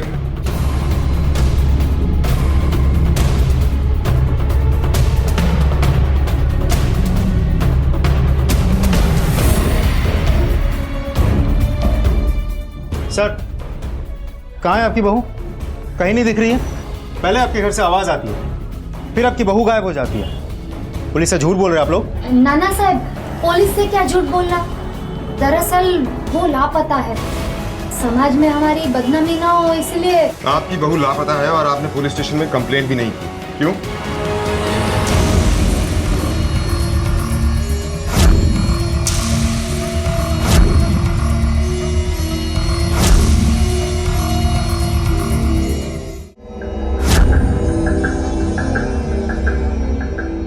चलो चलो, गर्म पानी हो गया है और मैं नाश्ता लेके आ रही हूँ, तुम लोग नहा लो तब तक।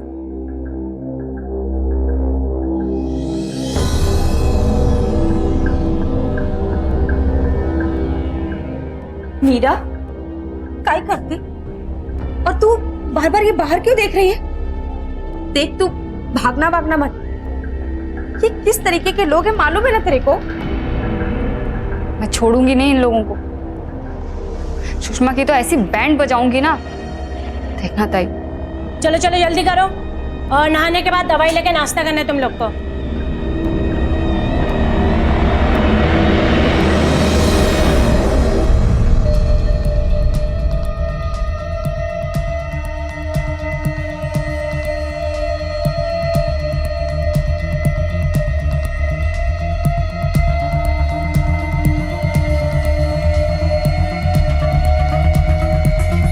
सर एक नहीं 2-3 खबरियों ने ये टिप दी है कि सुषमा को फिर से शहर में देखा गया है।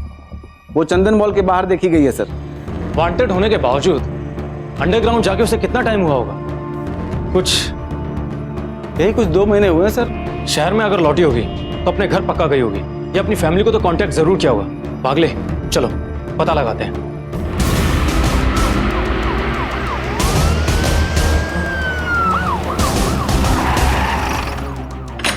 पागले, एक काम करो, आसपास के एरिया को स्कैन करो, अच्छे से पूछताछ करो, किसी को तो कुछ पता होगा। Okay sir. 1 महीने से बंद है साहब। कहाँ गए सब? कुछ बताया? बता कर तो नहीं गए साहब। वो लोग किसी से बात करते ही किधर थे साहब? नहीं है, ये भी 1-2 हफ्ते बाद ही पता चला। पेपर वाले ने बताया कि कोई पेपर नहीं ले रहा, तब पता चला साहब। आप वो गैराज क्यों नहीं जाते जहाँ नीले काम करता है? साहब जैसे नीले की बेबी ऑफ हो गई है तब से वो काम पे आया नहीं है, और ना उनके घर वालों को देखा। आसपास के सभी गैराज में चेक करना पड़ेगा हमको। ये नीला एक ना एक में तो जरूर मिलेगा। और हाँ, खबरियों को भी अलर्ट करना पड़ेगा, खास करके उन एरियाज में जहाँ सुषमा को देखा गया था, वहाँ पर भी पता लगाना है। Okay sir. हमें सचमुच में मालूम नहीं कि वो कहाँ है, कैसे निकली। आखिरी बार कब देखा था उसे? कल रात को सोने का टाइम हुआ तो हम सब अपने अपने कमरे में चले गए, वो भी चली गई। सुबह उठ के देखा तो वो नहीं थी। क्यों? आप अपनी पत्नी के साथ एक कमरे में नहीं सोते? नफरत है उसे मुझसे। क्यों? क्योंकि बीवी तो वो सिर्फ नाम की है, प्यार किसी और से करती है वो। अफेयर चल रहा था उसका बाहर, भाग गई होगी उसी के साथ। और ये आपको कैसे पता चला? सर मैंने ये अपनी आंखों से देखा है।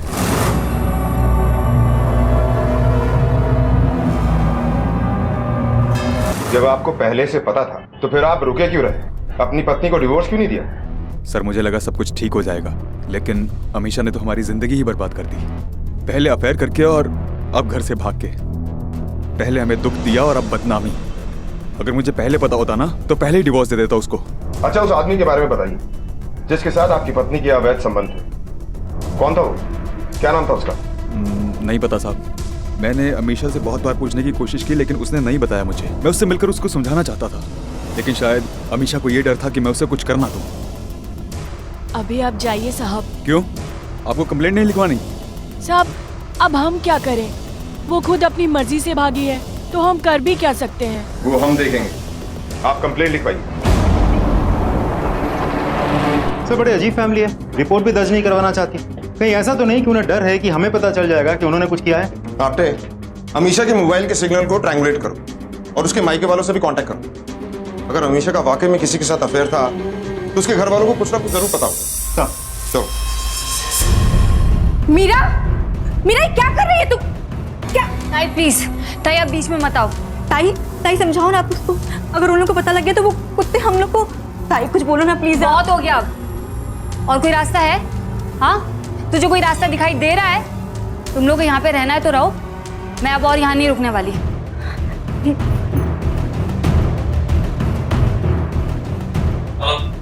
हेलो, अच्छा कौन? अब अपनी बहू की आवाज भी नहीं पहचान में आ रही है? हाँ, ये सब आप लोग जो कर रहे हैं ना वो सही नहीं है, इलीगल है, अपराध है। देखो मैं बोल रही हूँ, अभी यहाँ पर आओ और मुझे वापस लेकर जाओ, नहीं तो देखना मैं क्या। हेलो हेलो हेलो,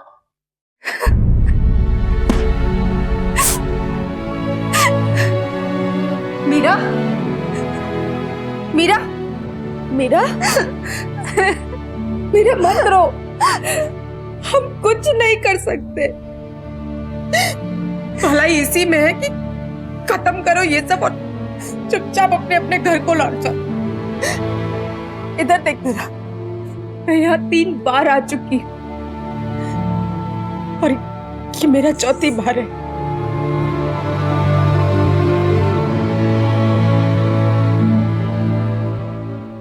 खबरियों से भी कोई टिप्स नहीं मिली। ये सुषमा कहीं गायब तो नहीं हो गई? हो सकता है सर। उस गाड़ी पे कोई अपडेट? आरटीओ से टच में है सर, लेकिन अब तक कुछ अपडेट नहीं मिला। सर, सुषमा को लेकर कोई खबर? नहीं सर, कोई खबर नहीं। साहब, मेरे पास गैरेज का एड्रेस है जो शहर के बाहर है। वहाँ आपको निलय मिलेगा, सुषमा का बेटा।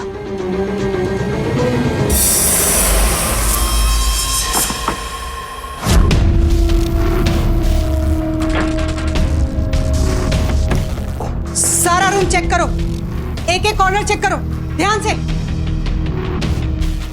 इधर देखो।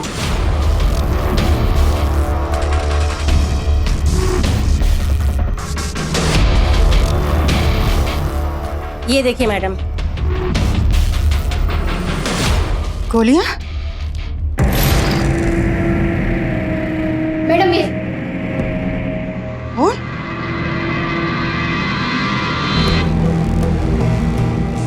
ये क्या है ये? मैडम वो दरअसल उस दिन तो समझती क्या है? कोई नहीं आने वाला है तुझे बचाने के लिए। तेरे घर वाले खुद यहाँ फेंक गए थे तुझे इधर। तुझे घर जाना है ना वापस? तो फिर ये नौटंकी क्यों?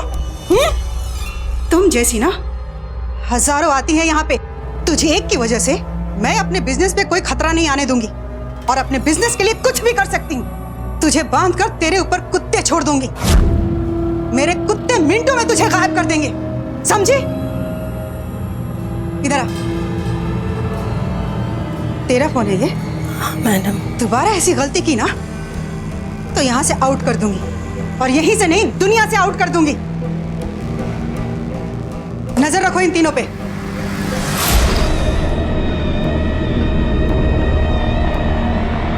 बेटा,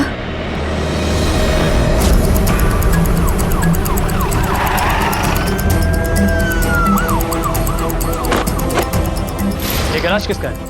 साहब मेरा है। क्या हुआ साहब? ये निलय यही काम करता है ना? हाँ साहब। कहाँ है वो? कुछ समय पहले काम करता था, लेकिन अब नहीं करता।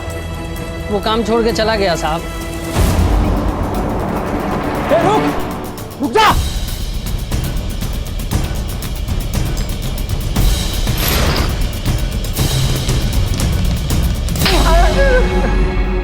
बोल, कहाँ है तेरी माँ? मुझे कुछ नहीं पता सर, मैं सच कह रहा हूँ। हमें पहले से पता है, शहर में ही है ना वो। मुझे तो मेरी माँ ने कांटेक्ट भी नहीं किया। तो फिर तू हमें देख के भागा क्यों? और क्या करता सर, पिछली बार जो सब कुछ हुआ, ऊपर से मेरी बीवी और अलग से माँ। देख निलय, तेरी बीवी तो मर गई है, बुरा हुआ है, लेकिन तेरी माँ अब भी आजाद घूम रही, तेरी बीवी को मरवा के। अगर कुछ पता है तो बता दे। तेरी बीवी के मर्डर के लिए तुझे इंसाफ नहीं चाहिए? सर मुझे अब एक ही चीज चाहिए, मेरे दोनों बच्चे, वो भी जिंदा और सही सलामत। उनको सही सलामत रखने के लिए मैं एक जगह से दूसरी जगह भाग रहा हूँ। मैं, विश्वास करो सर, अब मैं अपनी माँ के साथ नहीं रह सकता और अपने बच्चों को उससे दूर रखना चाहता हूँ मैं। सर पहले तो उसने मेरी बीवी को, अब मुझे डर लग रहा है कि वो मेरे बच्चों को कुछ कर ना दे। क्यों मारा तेरी माँ ने तेरी बीवी को, जानता है? शायद उन दोनों की बनती नहीं थी, लेकिन खून। ठीक है, अभी तो तुझे छोड़ रहे हैं, लेकिन तू शहर के अंदर ही रहेगा। इसका बयान दर्ज कर लो। तो शायद घर वाले सच बोल रहे हैं, जिसके साथ अवैध संबंध है उसी के साथ भाग गई होगी। लेकिन ये भी तो हो सकता है इस अफेयर का बदला लेने के लिए इन्होंने ही अमीशा को नुकसान पहुंचाया हो। सर ये और रिपोर्ट। जाओ तुम। सर ये तो अमीशा की रिपोर्ट है। सर ये तो उसी के घर की लोकेशन है। एक बार फिर से मिलकर आते हैं। सर चलो।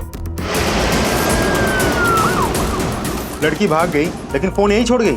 साहब हो सकता है जानबूझकर छोड़ के गई हो, बहुत होशियार है ताकि हम उसे फोन ना कर पाए। आपकी बहू अपने हिसाब से अपने आशिक के साथ भाग गई, आपके मुताबिक अपना फोन यहीं छोड़ गई, तो फिर उसने अपने आशिक को कैसे कांटेक्ट किया होगा? सर उसी के आशिक ने दिया होगा उसको नया फोन, हमसे छुपा के रखा होगा, उसी फोन से कांटेक्ट किया होगा। कब तक ऐसे चुप रहोगी ताई? गुस्सा नहीं आता है? कब तक होगा बार बार आपके साथ ये सब? और तू इतना डरेगी तो देखो, अगली बार सुषमा आएगी दवाई लेकर, और तब तक नहीं जाएगी जब तक हम उस गोली को निगल ना ले। इसलिए मैं कह रही हूँ उसके आने से पहले हमें कुछ करना होगा। हम अकेले? अरे हम अकेले कहाँ हैं? हम 3 हैं, साथ में हैं। ताई समझाओ ना इसे। कोई फायदा नहीं है मीरा, सुषमा हमें बाहर नहीं जाने देगी। आज तक कोई नहीं निकला है यहाँ से बाहर, और भागकर हम जाएंगे कहाँ? अपने परिवार के पास। मीरा, ये मत भूल कि क्यों उन्होंने ही हमें यहाँ भेजा है। मैं तो कहती हूँ कि खत्म करते हैं ये सब और अपने अपने घर चलते हैं। मैं हार नहीं मानूंगी, आने दो उसे। ये ले, गोली खा। मैं नहीं खाऊंगी। नहीं चाहिए। देखिए मैम, ये भी नहीं ले रही है। एक मिनट, लगता है तुम लोगों को कोई गलतफहमी हो गई है। तुम्हें पता है ना, यहाँ अपनी मर्जी चलाना अलाउड नहीं है। यहाँ सिर्फ और सिर्फ मेरी मर्जी चलती है, समझी? खाएगी कैसे नहीं, जबरदस्ती में खिलाऊंगी तुझे। बहुत नाटक शुरू हो गया तेरा, अभी बताती हूँ तुझे। ले जाओ इसे। मैं नहीं जाऊंगी। सुषमा, छोड़ दीजिए, मैं समझाती हूँ, मैं बात करती हूँ। बात करने का समय खत्म हो गया सुनंदा। बताती हूँ तुम लोगों को, मैं बताती हूँ। चलो चलो, खाना खा लो। ताई, हमारे साथ जो मीरा थी वो कहाँ है? पता नहीं मेरे को, खाना फिनिश करो। ताई, ताई वो ठीक तो है ना? देखो 5 मिनट में प्लेट लेने आऊंगी, तब तक खत्म नहीं किया ना तो भूखी रहना रात भर। ताई, ताई सुनो तो।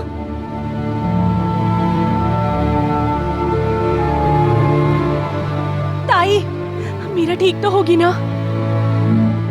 गराज मैकेनिक के अनुसार कुछ महीने पहले कोई हादसा हुआ था। क्या था वो हादसा? क्या सुषमा फिर से किसी अपराध को अंजाम देने के इरादे से लौटी थी?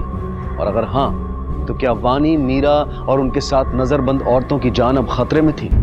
मुझे लगता है कि नीले सच बोल रहा है, क्योंकि ना ही तो नीले ने किसी अननोन नंबर पर कॉल किया है और ना ही नीले के पास में किसी अननोन नंबर से कॉल आया है। मुझे लगता है कि नीले सुषमा के कांटेक्ट में है ही नहीं, लेकिन मिलने के और भी तो तरीके हो सकते हैं। तो अगले एक काम करो, इस नीले पर नजर रखो। Okay sir.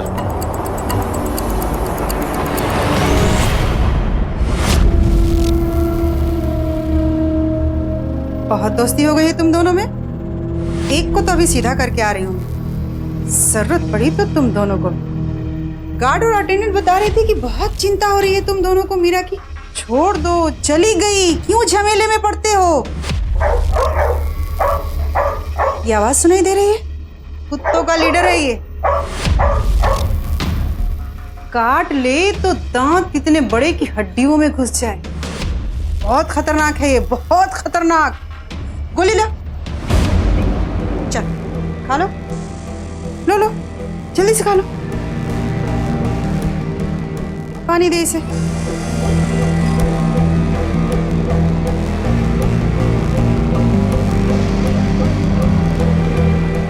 मुंह खोल।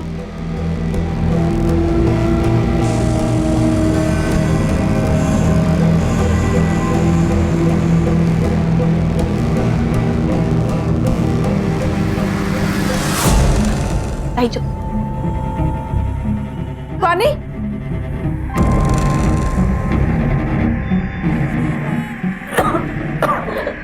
पानी। ताई, ताई, ताई आपने गोली?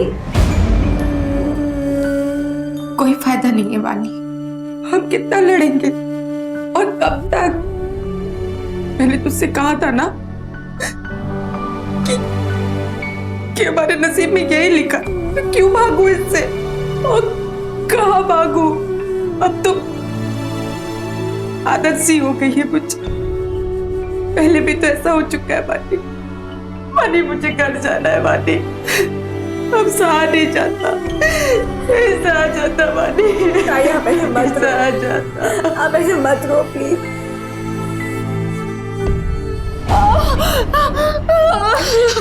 मुझे बहुत तराई है, मुझे ठीक हो जाएगा।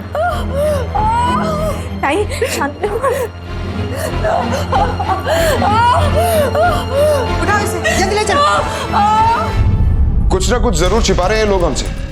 आपने अमीशा के मायके से कोई कांटेक्ट? नहीं सर, लेकिन जो फोन हमें मिला उसकी जांच कर रहे हैं हम। सर अमीशा के फोन से उसकी माँ का नंबर ढूंढ के निकाला, कांटेक्ट किया, ये एड्रेस।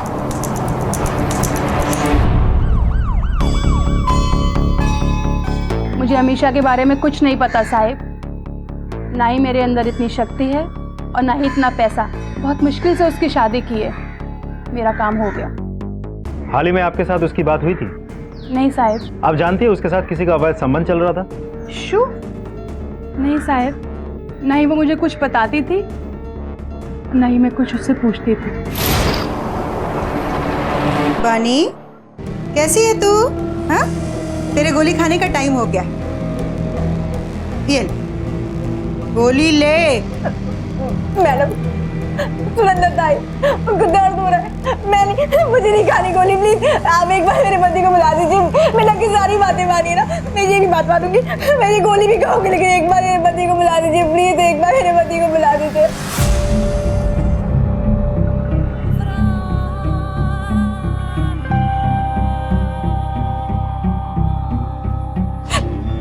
क्या हुआ, इतना अर्जेंटली क्यों मुझे बुलाया? मुझे यहाँ से लेके चलिए, मुझे यहाँ पे नहीं रहना, प्लीज मुझे घर लेकर चलिए प्लीज। इसके लिए तुमने मुझको बुलाया? और पागल हो गई हो क्या? दूसरा काम नहीं है मेरे पास? मुझे यहाँ पे नहीं रहना है, मुझे प्लीज घर लेके चलिए। आपको नहीं पता यहाँ पे क्या क्या होता है। मुझे घर जाना है, ठीक है अभी मुझे घर जाना है। जिद मत करो, ज्यादा मत सोचो। 2-3 दिन की बात है, सब खत्म हो जाएगा।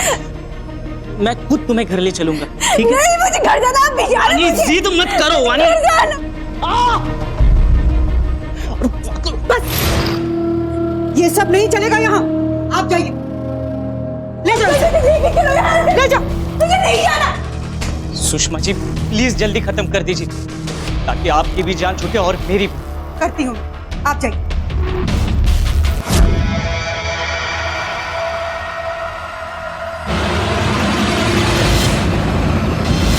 घोंसले लाश को पोस्टमार्टम के लिए भेजो और आसपास देखो कोई बस्ती है क्या, शायद किसी ने कुछ देखा हो। यही अमीशा है। मैंने इसको बोला था, अगर मेरी बात मान लेती ना तो ये नहीं होता।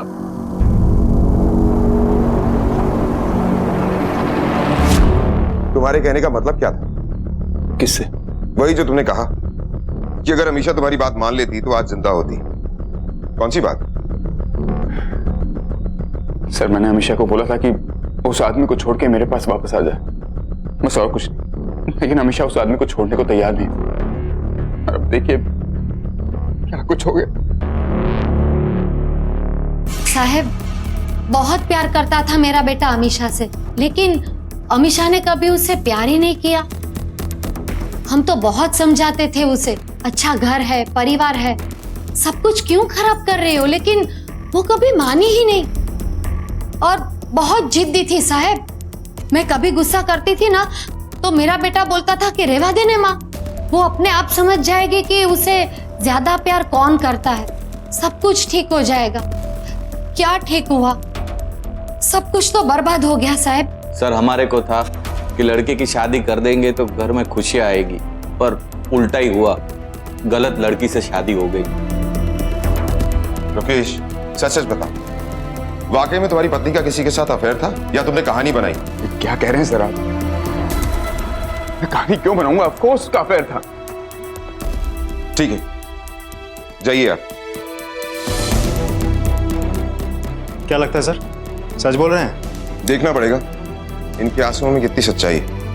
आते सर, अमीशा की पोस्टमार्टम रिपोर्ट जल्दी मंगवाओ। Okay sir.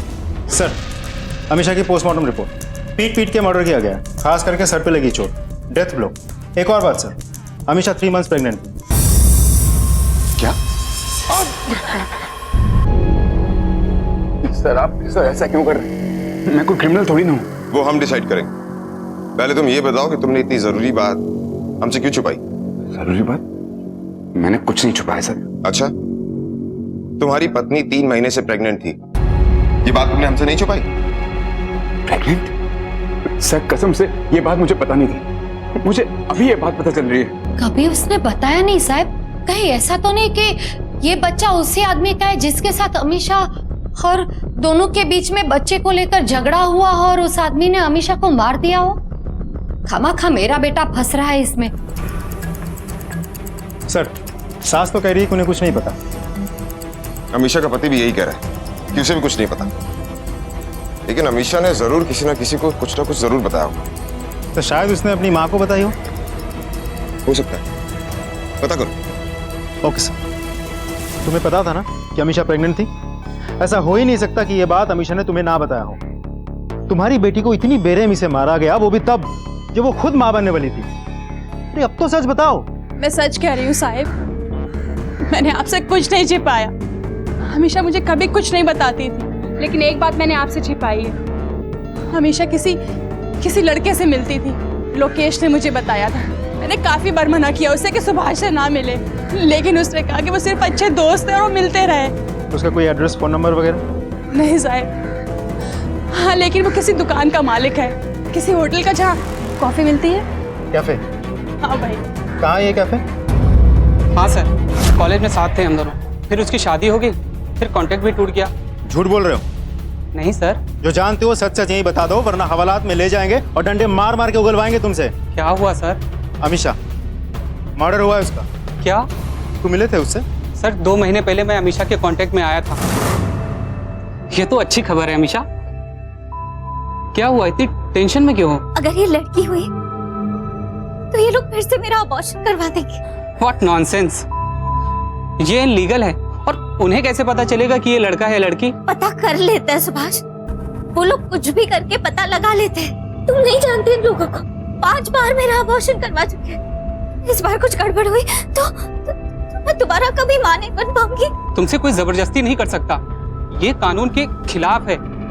देखो, और अगर किसी भी मदद की जरूरत पड़ी तो मैं हूं ना, मैं सब संभाल लूंगा। हैरानी की बात है कि आज के इस आधुनिक युग में भी कन्या भ्रूण हत्या की एक कुप्रथा हमारे देश में प्रचलित है। अपने घर लड़की का जन्म ना हो, इस बात को सुनिश्चित करने के लिए लोग किस हद तक गिर सकते हैं, ये जानकर आप चौंक जाएंगे। सर, हर परिवार वाले की फोन नंबर के ट्रायंगुलेशन रिकॉर्ड नूतन और लोकेश ने कई बार इस नंबर पर कॉल किया है। ये वाला नंबर सर। किसका नंबर है? सर, जांच की तो पता चला कि रजिस्ट्रेशन के लिए दिए गए सारे डॉक्यूमेंट्स फेक है। ये नंबर मुंबई से 109 किलोमीटर दूर कोलाड में रजिस्ट्रेशन है। ये location sir. Interesting. Kolad police से कांटेक्ट करो। Okay sir.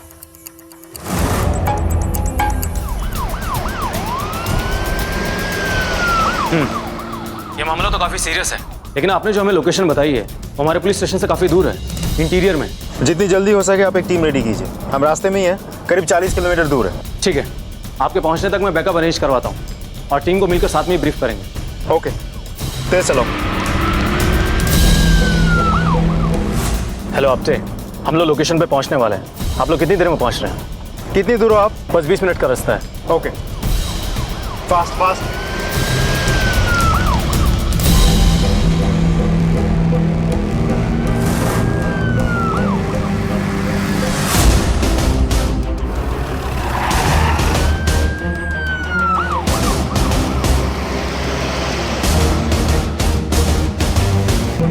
आप जब हम लोकेशन पे पहुंच गए हैं, आप कहां पर हैं?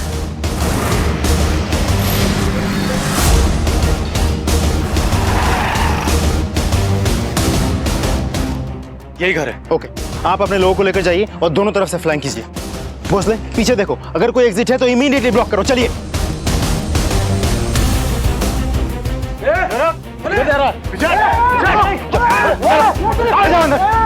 उस तरफ देखो। यहां तो कुछ नहीं मिला। यहां देखते हैं।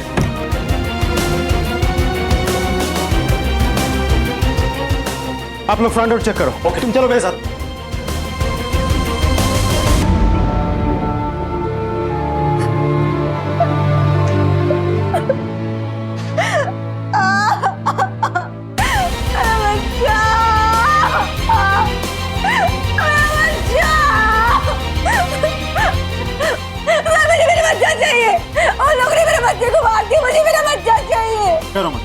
डरो मत, तुम्हें कुछ नहीं होगा, तुम खतरे में नहीं हो। एम्बुलेंस बुलाइए जल्दी। नाम क्या है तुम्हारा?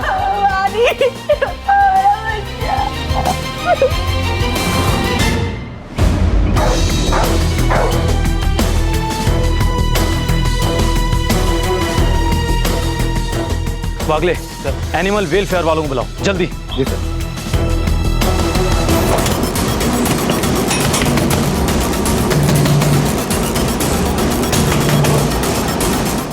तोड़ दो।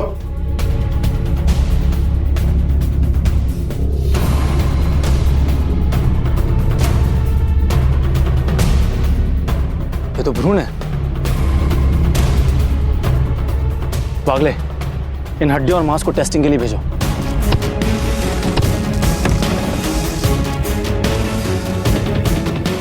बहुत घुमा लिया तूने, अब तेरा खेल खत्म। लेके चलो इसे। फाइल चेक करो।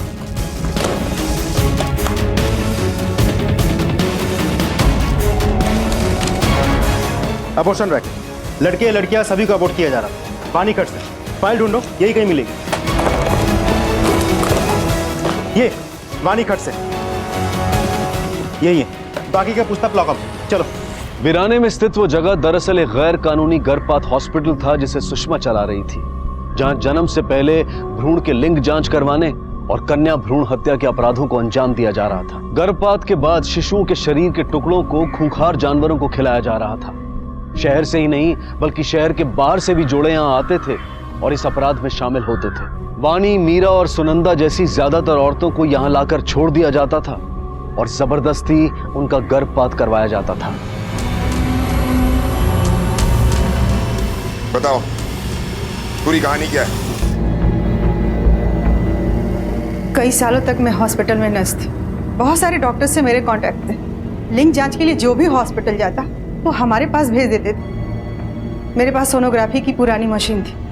फिर सोचा लिंग जांच के लिए मुश्किल से 30 से 40 हज़ार रुपये हमें मिल जाते थे। असली कमाई तो अबॉर्शन में थी। लिंग जांच और अबॉर्शन के लिए एक क्लाइंट से 70 से 80 हज़ार रुपये हमें मिल जाते थे। इसके लिए कई बार हम क्लाइंट से झूठ भी बोलते थे कि आपको लड़का नहीं लड़की होने वाली। वो तुरंत अबॉर्शन की मांग करते। डिमांड ज़्यादा थी, इसलिए हम नए नए डॉक्टर्स बुलाते थे जिन्हें कोई एक्सपीरियंस नहीं था। ये भी नहीं सोचा कि उन लोगों का क्या होगा। जिंदगी इतनी सस्ती है। मजाक बना के रख दिया तुमने। अपनी बहू को क्यों मारा तुमने? वो प्रेग्नेंट थी, लड़की होने वाली थी। मैंने बहुत जबरदस्ती की बच्चा गिराने की, लेकिन नहीं माने। मेरी इस बिजनेस के बारे में। रैकेट बिजनेस नहीं। हाँ रैकेट। वो मुझे धमकी देने लगी कि वो सबको बता देगी इस बारे में, इसलिए मुझे मरवाना पड़ा उसे। चलो बताओ अपने एक एक क्लाइंट का नंबर, पता, सब कुछ। तब से लेकर अब तक इस रैकेट में कौन कौन शामिल है सब कुछ बताओ। सब उसी फाइल्स में और बाकी मेरे लैपटॉप में। आखिरकार इस अमानवीय और गैर कानूनी रैकेट का पर्दाफाश हुआ। इस मौत के व्यापार को चलाने वाले सुषमा जैसे हैवान बेशक जाहिर तौर पर अपराधी हैं, लेकिन उन्होंने इस अपराध को जन्म नहीं दिया। इस अपराध को जन्म दिया है उन अनगिनत लोगों ने जिन पर लड़का पाने का पागलपन सवार है, और इसी पागलपन में सैकड़ों लड़कियों को पैदा होने से पहले ही मार दिया जाता है। सरकार द्वारा लिंग निर्धारण को बैन किए जाने के बावजूद भी यह हमारे समाज में प्रचलित है। जब तक लोग इस कुप्रथा को अपनाते रहेंगे, कन्या भ्रूण हत्या का यह अपराध पनपता रहेगा। अजीब बात है कि आज समाज एक औरत से उसके मां बनने का हक छीन रहा है, एक लड़की से उसके जीने का अधिकार छीन रहा है। वक्त आ गया है कि देवियों की पूजा करने वाला हमारा यह समाज सीखे कि दुनिया में पैदा होने वाली हर कन्या उसी देवी का एक अंश है। अब मैं अनूप सोनी आपसे विदा लेता हूं, फिर मुलाकात होगी अगले एपिसोड में एक और चौंका देने वाले केस के साथ। तब तक अपना और अपने परिवार का ख्याल रखें और देखते रहें क्राइम पेट्रोल डायल 100। सबक एक को सीख हम सबको। जय हिंद। क्राइम पेट्रोल के और भी दिलचस्प कहानी देखने के लिए हमारे चैनल को सब्सक्राइब करें और बेल आइकॉन दबाना न भूलें।